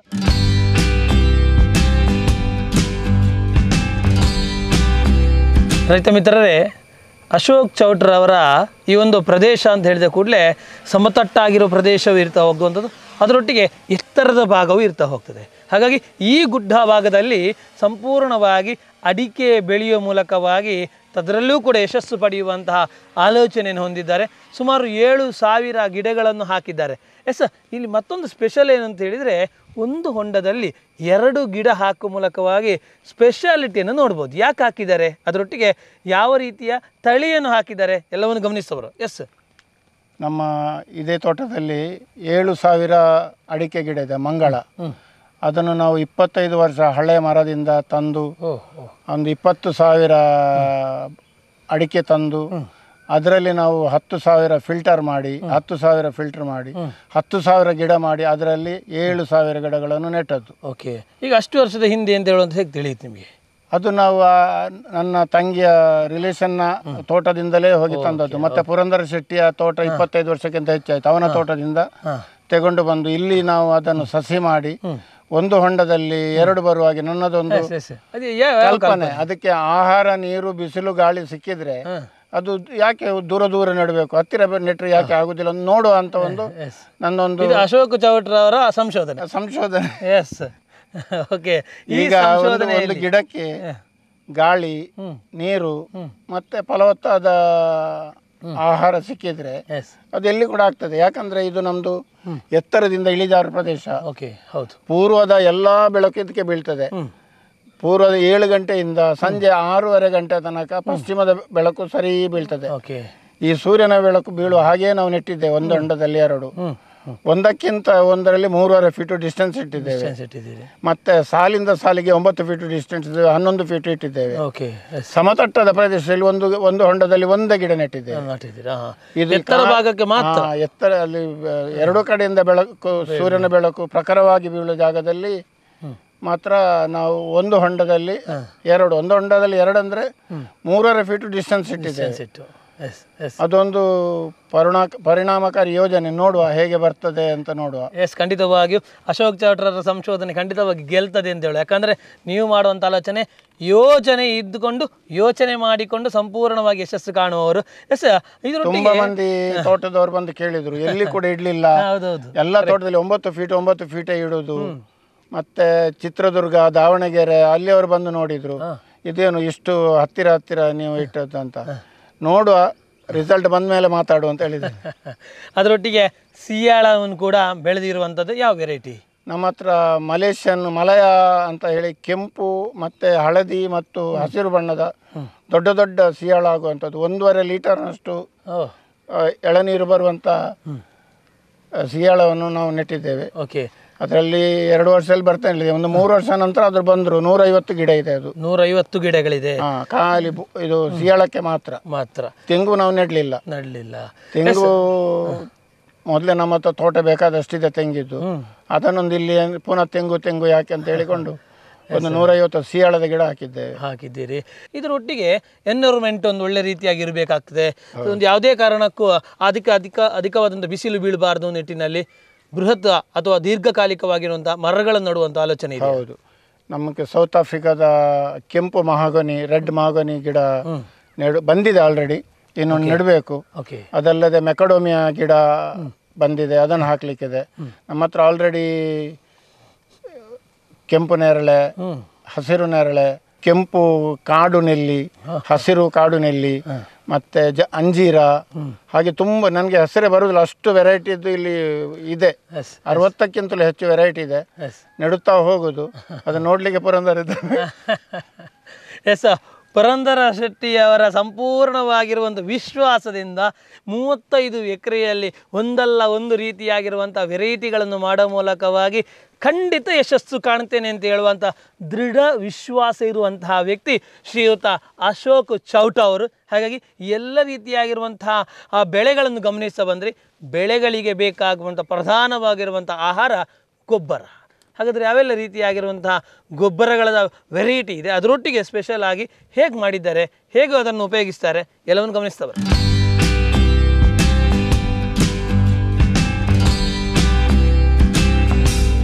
ಅಶೋಕ್ ಚೌಟ್ರವರ 35 ಎಕರೆ ಭೂಮಿಯಲ್ಲಿ ಹಲವು ರೀತಿಯಾಗಿರುವಂತಹ ಹಣ್ಣುಗಳ ಕೃಷಿಯನ್ನು, ಹಲವು ರೀತಿಯಾಗಿರುವಂಥ ವಾಣಿಜ್ಯ ಕೃಷಿಗಳನ್ನು, ಹಲವು ರೀತಿಯಾಗಿರುವಂತಹ ಸಾಂಬಾರು ಕೃಷಿಗಳನ್ನು ಮಾಡಿರುವಂಥದ್ದು. ಹಾಗಾಗಿ ಎಲ್ಲ ಕೃಷಿಗಳಿಗೆ ಪ್ರಧಾನವಾಗಿ ಬೇಕಾಗಿರುವಂಥದ್ದು ಆಹಾರ. ಹಾಗಾಗಿ ಈ ಆಹಾರದ ಗೊಬ್ಬರದ ವ್ಯವಸ್ಥೆಯನ್ನು ಯಾವ ರೀತಿಯಾಗಿ ಮಾಡಿದ್ದಾರೆ ಅಂತ ಕೇಳೋಣ. ಗೊಬ್ಬರದ ವ್ಯವಸ್ಥೆ ಹೇಗಿದೆ? ನಮ್ಮ ತೋಟದ ಕೃಷಿಗೆ ಅದಕ್ಕೆ ಫರ್ಟಿಲೈಸರ್ ಆಗಿ ನಾವು ರಾಸಾಯನಿಕವಾಗಿ ಯಾವುದನ್ನು ಯೂಸ್ ಮಾಡೋದಿಲ್ಲ. ಅಂದರೆ ಕಂಪ್ಲೀಟ್ ಸಾವಯವನ್ನೇ ಮಾಡೋದು. Okay, nice. ಅದಕ್ಕೆ ನಾವು ಇದು 4 ಇಲ್ಲಿ ಗೊಬ್ಬರದ ಗುಂಡಿ ಮಾಡಿದ್ದೇವೆ. ಇದಕ್ಕೆ ಇದರಲ್ಲಿ ಹುಲ್ಲು ಮತ್ತು ಒಣಗಿದ ಎಲೆ, ಹಸಿರೆಲೆ ಮತ್ತು ಸೆಗಣಿ ಹಾಕಿ ನಾವು 4 ತಿಂಗಳು ಅದಕ್ಕೆ ಎರೆಹುಳು ಹಾಕಿ 4 ತಿಂಗಳು ಬಿಟ್ಟು ಅದನ್ನು ಕಂಪೋಸ್ಟ್ ಮಾಡಿದ ಮೇಲೆ ನಾವು ಅದನ್ನು ಯೂಸ್ ಮಾಡೋದು. ಓಕೆ. ಇದಲ್ಲದೆ ನಮ್ಮ ಹತ್ರ ನಮ್ಮ ತೋಟದ ಮಧ್ಯಭಾಗದಲ್ಲಿ 30 ಫೀಟ್ ಬೈ 30 ಫೀಟ್ ಮತ್ತು 10 ಫೀಟ್ ಆಳದ ಒಂದು ಹೊಂಡ ಇದೆ. ಓಕೆ. ಬಾವಿ. ಅದನ್ನು ನಾವು ಮಾಡಿ ಅದರಲ್ಲಿ ನಾವು ಒಟ್ಟಿಗೆ 80 ಲೋಡಿನಷ್ಟು 80 ಟ್ರಕ್ಕಿನಷ್ಟು ಅದರಲ್ಲಿ ನಮ್ಮ ಗೊಬ್ಬರ ಹಿಡಿತದೆ. ಅದರಲ್ಲಿ ನಾವು ಇಲ್ಲಿನ ಆಸುಪಾಸಿನವರಿಂದ, ಊರಿನವರಿಂದ ಮತ್ತು ಕಟೀಲ್ ದೇವಸ್ಥಾನದ ಸೆಗಣಿ ಎಲ್ಲ ತಂದು ಅದಕ್ಕೆ ತಮಿಳ್ನಾಡಿಂದ ಇದರ ಕುರಿ ಗೊಬ್ಬರ ಮತ್ತು ನಮ್ಮ ಮಡಿಕೇರಿ ಆಚೆ ಕುಶಾಲನಗರಿಂದ ಕೋಳಿ ಗೊಬ್ಬರ ತಂದು ಅದಕ್ಕೆ ಮತ್ತು ಇಲ್ಲಿನ ಹುಲ್ಲು, ತರಗೆಲೆ ಅದನ್ನೆಲ್ಲ ಹಾಕಿ ಮಿಕ್ಸ್ ಮಾಡಿ ಎಲ್ಲ ಕೊಳೆತ ಪದಾರ್ಥವನ್ನೆಲ್ಲ ಅದಕ್ಕೆ ಹಾಕಿ ಅದಕ್ಕೆ ಟ್ರೈಕೋಡರ್ಮಾ, ಸುಡೋಮೋನಾಸ್ ಮತ್ತು ಬೇವಿನ ಹಿಂಡಿ ಹಾಕಿ 4 ತಿಂಗಳಿಟ್ಟು ಅದನ್ನು 2 ಸಲ 2 ತಿಂಗಳಿಗೊಮ್ಮೆ ನಾವು JCB ಮಿಷಿನಲ್ಲಿ ಅದನ್ನು ಮಿಕ್ಸ್ ಮಾಡಿ ಅದನಂತರ ನಾವು ಇದು ಎಲ್ಲ ಗಿಡಗಳಿಗೆ ಅದನ್ನೇ ಸಾವಯವ ಗೊಬ್ಬರವನ್ನಾಗಿ ಯೂಸ್ ಮಾಡಿ ಕೊಡೋದು. ಓಕೆ. ಈಗ 2ರಲ್ಲಿ 4 ತಿಂಗಳು ಬೇಕಾಗ್ತದೆ.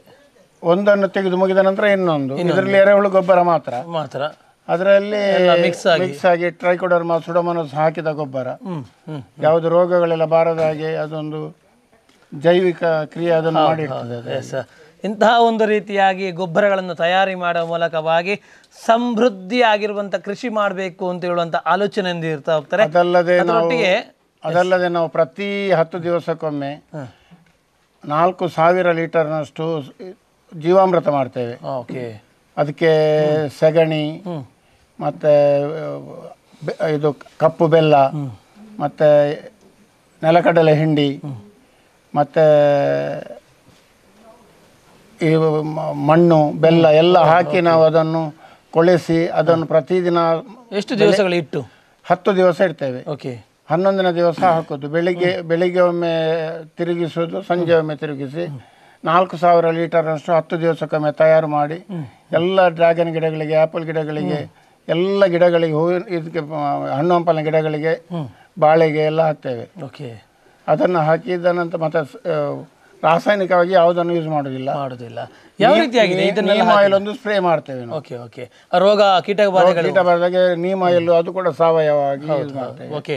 ಇವೆಲ್ಲವನ್ನು ಹಾಕಿದ ಗೊಬ್ಬರದಿಂದ ರಿಸಲ್ಟ್ ಮತ್ತೆ ದನದ ಮೂತ್ರ, ಗೋಮೂತ್ರವನ್ನು ನಾವು ಅದಕ್ಕೆ ಅದು ತುಂಬ ಆ್ಯಸಿಡ್ ಇರ್ತದೆ. ಅದರಲ್ಲಿ 1ಕ್ಕೆ 4ರಷ್ಟು ನೀರು ಹಾಕಿ ಎಲ್ಲ ಯಾವುದೆಲ್ಲ ಹುಳ ಬರ್ತದೆ ಅಂತ ಗೊತ್ತಿಲ್ಲ ಎಲೆಗೆ ಎಲ್ಲ ಅದನ್ನು ಒಂದು 15 ದಿವಸಕ್ಕೊಮ್ಮೆ ಸ್ಪ್ರೇ ಮಾಡ್ತೇವೆ ನಾವು.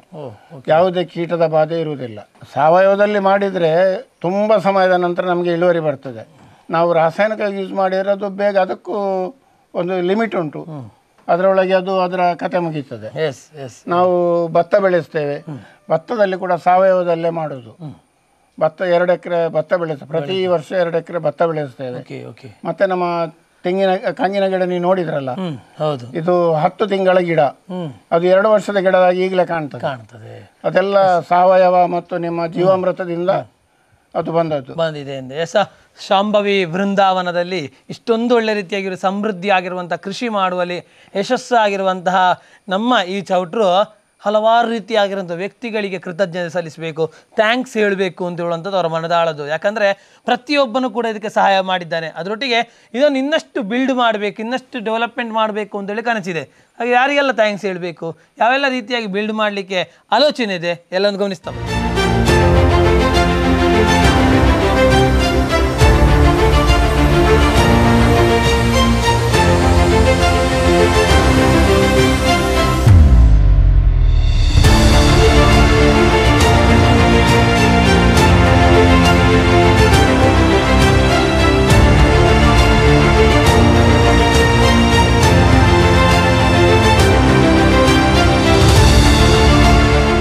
ಮೂವತ್ತ 5 ಎಕರೆಯಲ್ಲಿ ಸಂಪೂರ್ಣವಾಗಿ ಕೃಷಿ ಮಾಡಬೇಕು ಅಂತೇಳಿ ಆಲೋಚನೆಗೆ ಹೊಟ್ಟವರು ಸಂಪೂರ್ಣವಾಗಿ ಯಶಸ್ಸು ಕಾಣಲಿಕ್ಕೂ ಕೂಡ ಸಾಧ್ಯವಾಗಿರುವಂಥದ್ದು ಹಲವಾರು ರೀತಿಯಾಗಿರುವಂತಹ ವ್ಯಕ್ತಿಗಳ ಮೂಲಕ ಅಂತ ಹೇಳುವಂಥದ್ದನ್ನು ಶ್ರೀಯುತ ಅಶೋಕ್ ಚೌಟ್ ಅವರು ತಿಳಿಸಲಿಕ್ಕಿದ್ದಾರೆ. ಹಾಗಾಗಿ ಯಾರಿಗೆಲ್ಲ ಥ್ಯಾಂಕ್ಸ್ ಹೇಳಬೇಕು, ಯಾರಿಗನ್ನೆಲ್ಲ ನೆನಪಿಸಿಕೊಳ್ಳಿಕ್ಕೆ ಇಷ್ಟಪಡ್ತಾರೆ, ಎಸ್ ಅವ್ರ ಹತ್ರನೇ ಕೇಳ್ತವರು. ಪ್ರಪ್ರಥಮವಾಗಿ ನನ್ನ ಫಸ್ಟ್ ಕಸಿನ್ ಸೀತಾರಾಮ್ ರೈ ಅವರು, ಅವ್ರ ಹತ್ರ ಬ್ಯಾಂಗ್ಳೂರಿನ ಸಿಟಿಯಲ್ಲೇ 100 ಎಕರೆ ತೋಟ ಇತ್ತು. ಈಗಲೂ ಅವ್ರ ಹತ್ರ ಒಂದು 12 ಎಕರೆ ಕೃಷಿ ಮಾಡ್ತಿದ್ದಾರೆ. ಅವರು ನನಗೆ ಇನ್ಸ್ಪಿರೇಷನ್. ಮತ್ತು ನನ್ನ ಹೆಂಡತಿ ಮತ್ತು ಮಗ ಭಾರಿ ಸಪೋರ್ಟ್ ಇದ್ದಾರೆ. ಮತ್ತು ನನ್ನ 2 ತಮ್ಮ ಮತ್ತು 2 ತಂಗಿಯಂದಿರು, ಅವರು ಕ್ಷಣ ಕ್ಷಣಕ್ಕೂ ಇದಕ್ಕೆ ನನಗೆ ಸಪೋರ್ಟ್ ಮಾಡ್ತಾಯಿದ್ದಾರೆ. ಅದಲ್ಲದೆ ಕರ್ನಾಟಕ ಸರ್ಕಾರದ ಅಡಿಷನಲ್ ಕಮಿಷನರ್ ಆಗಿದ್ದರು. ಆತ್ಮೀಯರಾಗಿ ನನ್ನ ಕ್ಲಾಸ್ಮೇಟ್, ಕಾಲೇಜಲ್ಲಿ ಒಟ್ಟಿಗೆ ಕಲಿತಿದ್ದವರು. ಅವರ ಹೆಸರು ನಾಣಿಯಪ್ಪ ಅಂತ. ಅವರ ಹತ್ರ 75 ಎಕರೆ ತೋಟ ಸೋಮಾರ್ಪೇಟೆಯಲ್ಲಿದೆ. ಅವರು ನನಗೆ ನೆಲ್ಯಾನಿ ಗೋಲ್ಡ್, ಏಲಕ್ಕಿ ಗಿಡ ಹಾಗೂ ಬಟರ್ಫ್ರೂಟಿನ ಗಿಡ ಎಲ್ಲ ಅವರೇ ತಂದು ಕೊಡೋದು. ಅದಲ್ಲದೆ ನನಗೆ ನಮ್ಮ ಬಂಟ್ವಾಳದ ಈಗಿನ MLA ರಾಜೇಶ್ ನಾಯ್ಕರು ಉಳ್ಳಿಪಾಡಿ ನನ್ನನ್ನು ಒಂದು 10 ವರ್ಷದ ಮೊದಲು ಅವರ ತೋಟಕ್ಕೆ ಕರ್ಕೊಂಡೋಗಿ ತೋರಿಸಿ, ನೀನು ಹೀಗೆ ಮಾಡಬೇಕು ಅಂತ ಹೇಳಿದರು. ನಾನು ಅವರು ಕಾಲೇಜಲ್ಲಿ ಒಟ್ಟಿಗೆ ಇದ್ದೆವು. ನನಗೆ ಒಂದು 2 ವರ್ಷ ಸೀನಿಯರ್ ಅವರು. ಅವರ ತೋಟ ನೋಡಿ ತುಂಬ ಆನಂದ ಪಟ್ಟಿದ್ದೆ ನಾನು. ಅದಲ್ಲದೆ ನಮ್ಮ ಊರಿನವರು ಇಲ್ಲಿ ಯಶವಂತ್ ಶೆಟ್ಟಿ, ಸುಂದರ ಮತ್ತು ನಮ್ಮ ಸುಧಾಕರ್, ಅದಲ್ಲದೆ ನನ್ನ ಕಸಿನ್ ಮುಕ್ತಾನಂದ ಶೆಟ್ಟಿ, ಅವರು ತುಂಬ ಬೆಂಬಲ ಕೊಡ್ತಾ ಇದ್ದಾರೆ. ಮತ್ತು ಊರಿನವರೆಲ್ಲ ಸಪೋರ್ಟ್ ಇದೆ. ಆಗ ನಮಗೂ ಕೂಡ ಒಂದು ಸ್ಪಿರಿಟ್ ಬರ್ತದೆ, ಮಾಡುವ ಅಂತೇಳಿ ಮಾಡುವ ಇನ್ನು ಕೂಡ ಅದನ್ನು ಅಭಿವೃದ್ಧಿ ಮಾಡುವ. ಎಸ್ ಸರ್, ಈ ಒಂದು ಶಾಂಭವಿ ವೃಂದಾವನ್ ಅಂತ ಹೇಳುವಂತಹ ಈ ಒಂದು ಎಸ್ಟೇಟ್, ಅದು ಈ ಒಂದು ಕೃಷಿ ಭೂಮಿಯನ್ನು ಇನ್ನೂ ಬೆಳವಣಿಗೆ ಮಾಡಬೇಕು. ಯಾಕಂದರೆ ಆಲ್ರೆಡಿ ದೊಡ್ಡ ಮಟ್ಟದಲ್ಲಿ ಬೆಳವಣಿಗೆ ಮಾಡಿದ್ದೀರಿ, ಇನ್ನು ಬೆಳವಣಿಗೆ ಮಾಡಬೇಕು ಅಂತ ಏನು ಕನಸಿದೆಯಾ? ನನ್ನ ತಮ್ಮ ಮನೋಜ್ ಚೌಟ್ ಅಂತ ಇದ್ದಾನೆ. ಅವಳು ಮೈಸೂರಿನಲ್ಲಿ, ಅವನ ಹತ್ತಿರ 100 ರೂಮಿನ ಹೋಟೆಲ್ ಇದೆ. ಅವನು ಹೇಳ್ತಾನೆ, ನೀನು ಕೂಡ ರೆಸಾರ್ಟ್ ಮಾಡು. ಅದಕ್ಕಾಗಿ ಅವನ ಫುಲ್ಲು ಸಪೋರ್ಟ್ ಇದೆ. ಹೀಗಾಗಿ ನಾವು ತುಂಬ ಲಕ್ಸುರಿಯಾದ, ಅದ್ಧೂರಿಯಾದ 12 ರೂಮ್ಸ್ ಮತ್ತು ಕೆಲವು ಕಾಟೇಜ್ ಮಾಡಬೇಕಂತ ಅಂದ್ಕೊಂಡಿದ್ದೇವೆ. ಮತ್ತು ಈ ಒಂದು ರಮಣೀಯ ಇದೊಂದು ಪರಿಸರವನ್ನು, ಸೌಂದರ್ಯವನ್ನು ಹೆಚ್ಚಿಸಲಿಕ್ಕೆ ಬಂದು ನೋಡುವವರಿಗೆ ಒಂದು ಅನುಕೂಲ ಆಗುವ ಹಾಗೆ ಅದೆಲ್ಲ ಮಾಡಬೇಕಂತ ಬರುವ ವರ್ಷದಿಂದ ಯೋಜನೆ ಇದೆ. ಇವರಿಗೆಲ್ಲ ನಂದು ಹೃದಯ ತುಂಬಿದ ಧನ್ಯವಾದ. ಖಂಡಿತವಾಗಿ ಅದೆಷ್ಟೋ ವ್ಯಕ್ತಿಗಳನ್ನು ನೆನಪು ಮಾಡಿಕೊಳ್ಳುವ ಮೂಲಕವಾಗಿ ಅವರೆಲ್ಲರೂ ನನ್ನನ್ನು ಸಹಕರಿಸಿದ್ದಾರೆ, ನನ್ನೆಲ್ಲ ರೀತಿಯಾಗಿರುವಂಥ ಈ ಯಶಸ್ಸಿಗೆ ಕಾರಣಕರ್ತರಾಗಿದ್ದಾರೆ ಅಂಥೇಳಿ ಉಪಕಾರ ಮಾಡಿದವರನ್ನು ಸ್ಮರಣೆ ಮಾಡಿದ ಕ್ಷಣ ಖಂಡಿತವಾಗಿ ಅದ್ಭುತವಾಗಿರುವಂಥದ್ದು. ಅದರೊಟ್ಟಿಗೆ ಕೃಷಿ ಭೂಮಿ ಅಂತ ಹೇಳುವಂಥದ್ದು ಇನ್ನಷ್ಟು ರೀತಿಯ ವರ್ಷಗಳಲ್ಲಿ ಬೆಳಗಬೇಕು, ವರ್ಷಗಟ್ಟಲೆಯಾಗಿ ಅದು ಉಳಿಬೇಕಾಗ್ತದೆ. ಮುಂದಿನ ಪೀಳಿಗೆಗೆ ನಿಮ್ಮ ಮಗ ಯಾವ ರೀತಿಯಾಗಿ ಸಪೋರ್ಟಿವ್ ಆಗಿದ್ದಾರೆ? ಮಗನಿಗೆ ತುಂಬ ಇಂಟ್ರೆಸ್ಟ್ ಉಂಟು. ಈಗ ಅವನ ಬಿಸ್ನೆಸ್ಸಲ್ಲಿ ಬ್ಯುಸಿ ಆಗಿದ್ದಾನೆ. ಆದರೆ ವಾರಕ್ಕೆ ಒಂದು 2 ಸಲ ಅದನ್ನು ಕರ್ಕೊಂಡು ಬರ್ತೇನೆ. ಮತ್ತು ಮುಂದಿನ ಪೀಳಿಗೆಗೆ ನೋಡಬೇಕಲ್ಲ. ಖಂಡಿತ ಚೆನ್ನಾಗಿ ಉಳಿಸಿಕೊಳ್ಳುವ. ಹೌದೌದು, ಮಾಡಿದ್ದನ್ನು ಉಳಿಸ್ಕೊಳ್ಬೇಕು. ಹೌದು ಹೌದು. ಎಸ್ ಸರ್, ಇಷ್ಟೆಲ್ಲ ರೀತಿಯಾಗಿರುವಂಥ ಕೃಷಿ ಮಾಡಿದ್ದೀರಿ. ಕೃಷಿಕರು ಅಂತ ಹೇಳುವಂತಹ ಒಬ್ಬ ವ್ಯಕ್ತಿ, ಯಾಕಂದರೆ ಕೃಷಿಕ ಅಂತ ಹೇಳುವಂಥವನಿಗೆ ಯಾವತ್ತೂ ಕೂಡ ಮಾನ್ಯತೆ ದೊರಕುವುದಿಲ್ಲ. ಕೃಷಿಕನಿಗೆ ಮಾನ್ಯತೆ ಯಾವ ರೀತಿಯಾಗಿ ದೊರಕಿದರೆ ಅವನು ಚೆನ್ನಾಗಿ ಬೆಳಗಲಿಕ್ಕೆ ಸಾಧ್ಯ? ಕೊನೆಯದಾಗಿ ಕೃಷಿಕನಿಗೆ ಒಬ್ಬ ಮನುಷ್ಯ ಕೃಷಿಕನಾಗಬೇಕಾದ್ರೆ ಪ್ರಪ್ರಥಮವಾಗಿ ಅವ ಒಬ್ಬ ವಿಜ್ಞಾನಿ ಆಗಬೇಕು. ಕೃಷಿಯಲ್ಲಿ ರಿಸರ್ಚ್ ಮಾಡಿಯೇ ಮಾಡಬೇಕು. ಓಕೆ. ಹೊಸತನವನ್ನು ಅವನು ಕಂಡುಕೊಳ್ಬೇಕು. ಅದಲ್ಲದೆ ವ್ಯಾಪಾರಿ ಆಗಬೇಕು. ಇದು ಬೆಳೆದ ನಂತರ ಮಾರುಕಟ್ಟೆಗೆ ಮಾಡಬೇಕು, ಅವನೊಂದು ವ್ಯಾಪಾರಿ ಥರನೇ ಆಗಬೇಕು.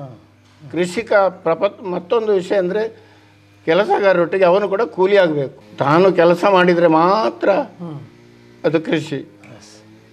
ಎಲ್ಲ ಕೆಲಸಗಾರರನ್ನೇ ನಂಬಿಕೊಂಡ್ರೆ ಕೃಷಿ ಆಗೋದಿಲ್ಲ. ಮತ್ತು ನನಗೆ ಏನೂ ಮಾಡಲಿಕ್ಕೆ ಆಗಲಿಕ್ಕಿಲ್ಲ, ನನ್ನ ಕೈಯಿಂದ ಆಗೋದಿಲ್ಲ, ಅವರಿಗೆ ಕೃಷಿ ಆಗೋದಿಲ್ಲ. ಕೃಷಿ ಮಾಡಬೇಕಾದ್ರೆ ಅವನು ಕೂಲಿಯಾಗಿ ಕೆಲಸ ಮಾಡಬೇಕು. ಪ್ರತಿ ಕ್ಷಣವೂ ಅವರೊಟ್ಟಿಗೆ ಒಡನಾಡಿಯಾಗಿರ್ಬೇಕು. ಬೇರೆ ಯಾವುದೇ ಬಿಸ್ನೆಸ್ಸಲ್ಲಿ ಕೆಲಸಗಾರರು ಬಾಸ್ ಅಂತ ಇರ್ತಾರೆ, ಮಾಲೀಕರಂತ ಇರ್ತಾರೆ. ಇಲ್ಲಿ ಕೃಷಿಯಲ್ಲಿ ಎಲ್ಲರೂ ಸೇರಿದ್ರೇನೆ ಕೃಷಿ ಅಂತ ಹೇಳೋದು. ಎಸ್, ಇಂಥ ಒಂದು ಅದ್ಭುತವಾದಂಥ ಮಾತಲ್ಲ. ಪ್ರತಿಯೊಬ್ಬ ಕೃಷಿಕನು ಇದನ್ನು ಆಲೋಚನೆ ಮಾಡಬೇಕಾದಂಥ ಪರಿಸ್ಥಿತಿ ಈಗಿನ ಸನ್ನಿವೇಶದಲ್ಲಿ ಬಂದಿರುವಂಥದ್ದು. ಹಾಗಾಗಿ ಸಂಪೂರ್ಣವಾಗಿರುವಂಥ ಇವರ ಕೃಷಿ ಭೂಮಿಯ ಯಶಸ್ಸಿಗೆ ಕಾರಣವಾಗಿರುವಂಥ ಎಲ್ಲ ರೀತಿಯಾಗಿರುವಂತಹ ವಿಷಯಗಳನ್ನು ಗಮನಿಸ್ತಾ ಬಂದು ಅದರೊಟ್ಟಿಗೆ ವಿಶೇಷವಾಗಿರುವಂತಹ ಕೃಷಿಯ ಸೊಗಡನ್ನು ನೀವೆಲ್ಲ ನೋಡ್ತಾ ಬಂದರೆ ಖಂಡಿತವಾಗಿಯೂ ಇಂತಹ ಒಂದು ಕೃಷಿ ಮಾಡಿ ಹಲವಾರು ರೀತಿಯಾಗಿರುವಂಥ ವೀಕ್ಷಕರಿಗೂ ಕೂಡ ಇಂತಹ ಕೃಷಿ ಮಾಡ್ಬೋದು ಅಂತ ಹೇಳುವಂಥ ಆಲೋಚನೆ ಕೊಟ್ಟದ್ದಕ್ಕಾಗಿ ಬಹಳ ಸಂತೋಷದಿಂದ ವಂದನೆಗಳು. ಧನ್ಯವಾದ.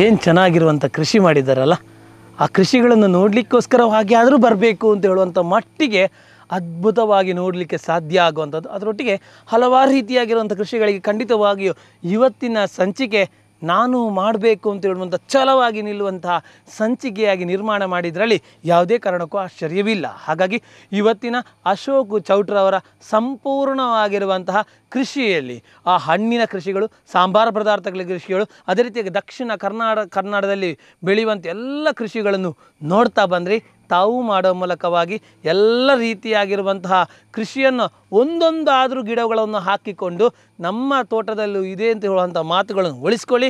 ಮುಂದಿನ ವಾರ ಇವರದೇ ಆಗಿರುವಂಥ ನೇರ ಪ್ರಸಾರ ಕಾರ್ಯಕ್ರಮದಲ್ಲಿ ತಾವು ಕೂಡ ಮಾತಾಡ್ಬೋದು, ತಾವು ಕೂಡ ಬೇಕಾಗಿರುವಂತಹ ವಿಷಯಗಳನ್ನು, ನಿಮ್ಮೊಳಗಿರುವ ವಿಷಯಗಳನ್ನು ತಾವು ತಿಳಿಸ್ಬೋದು ಅಂತ ಹೇಳ್ತಾ ಇವತ್ತಿನ ಈ ಕಾರ್ಯಕ್ರಮವನ್ನು ಮುಗಿಸ್ತಾ ಇದ್ದೇವೆ. ನಿರಂತರ ಸುದ್ದಿ ಹಾಗೂ ಮನರಂಜನೆಗಾಗಿ ವೀಕ್ಷಿಸಿ ನಮ್ಮ ಕುಡ್ಲ 24x7. ಇದು ವಿಶ್ವಾಸದ ಪ್ರತಿಬಿಂಬ.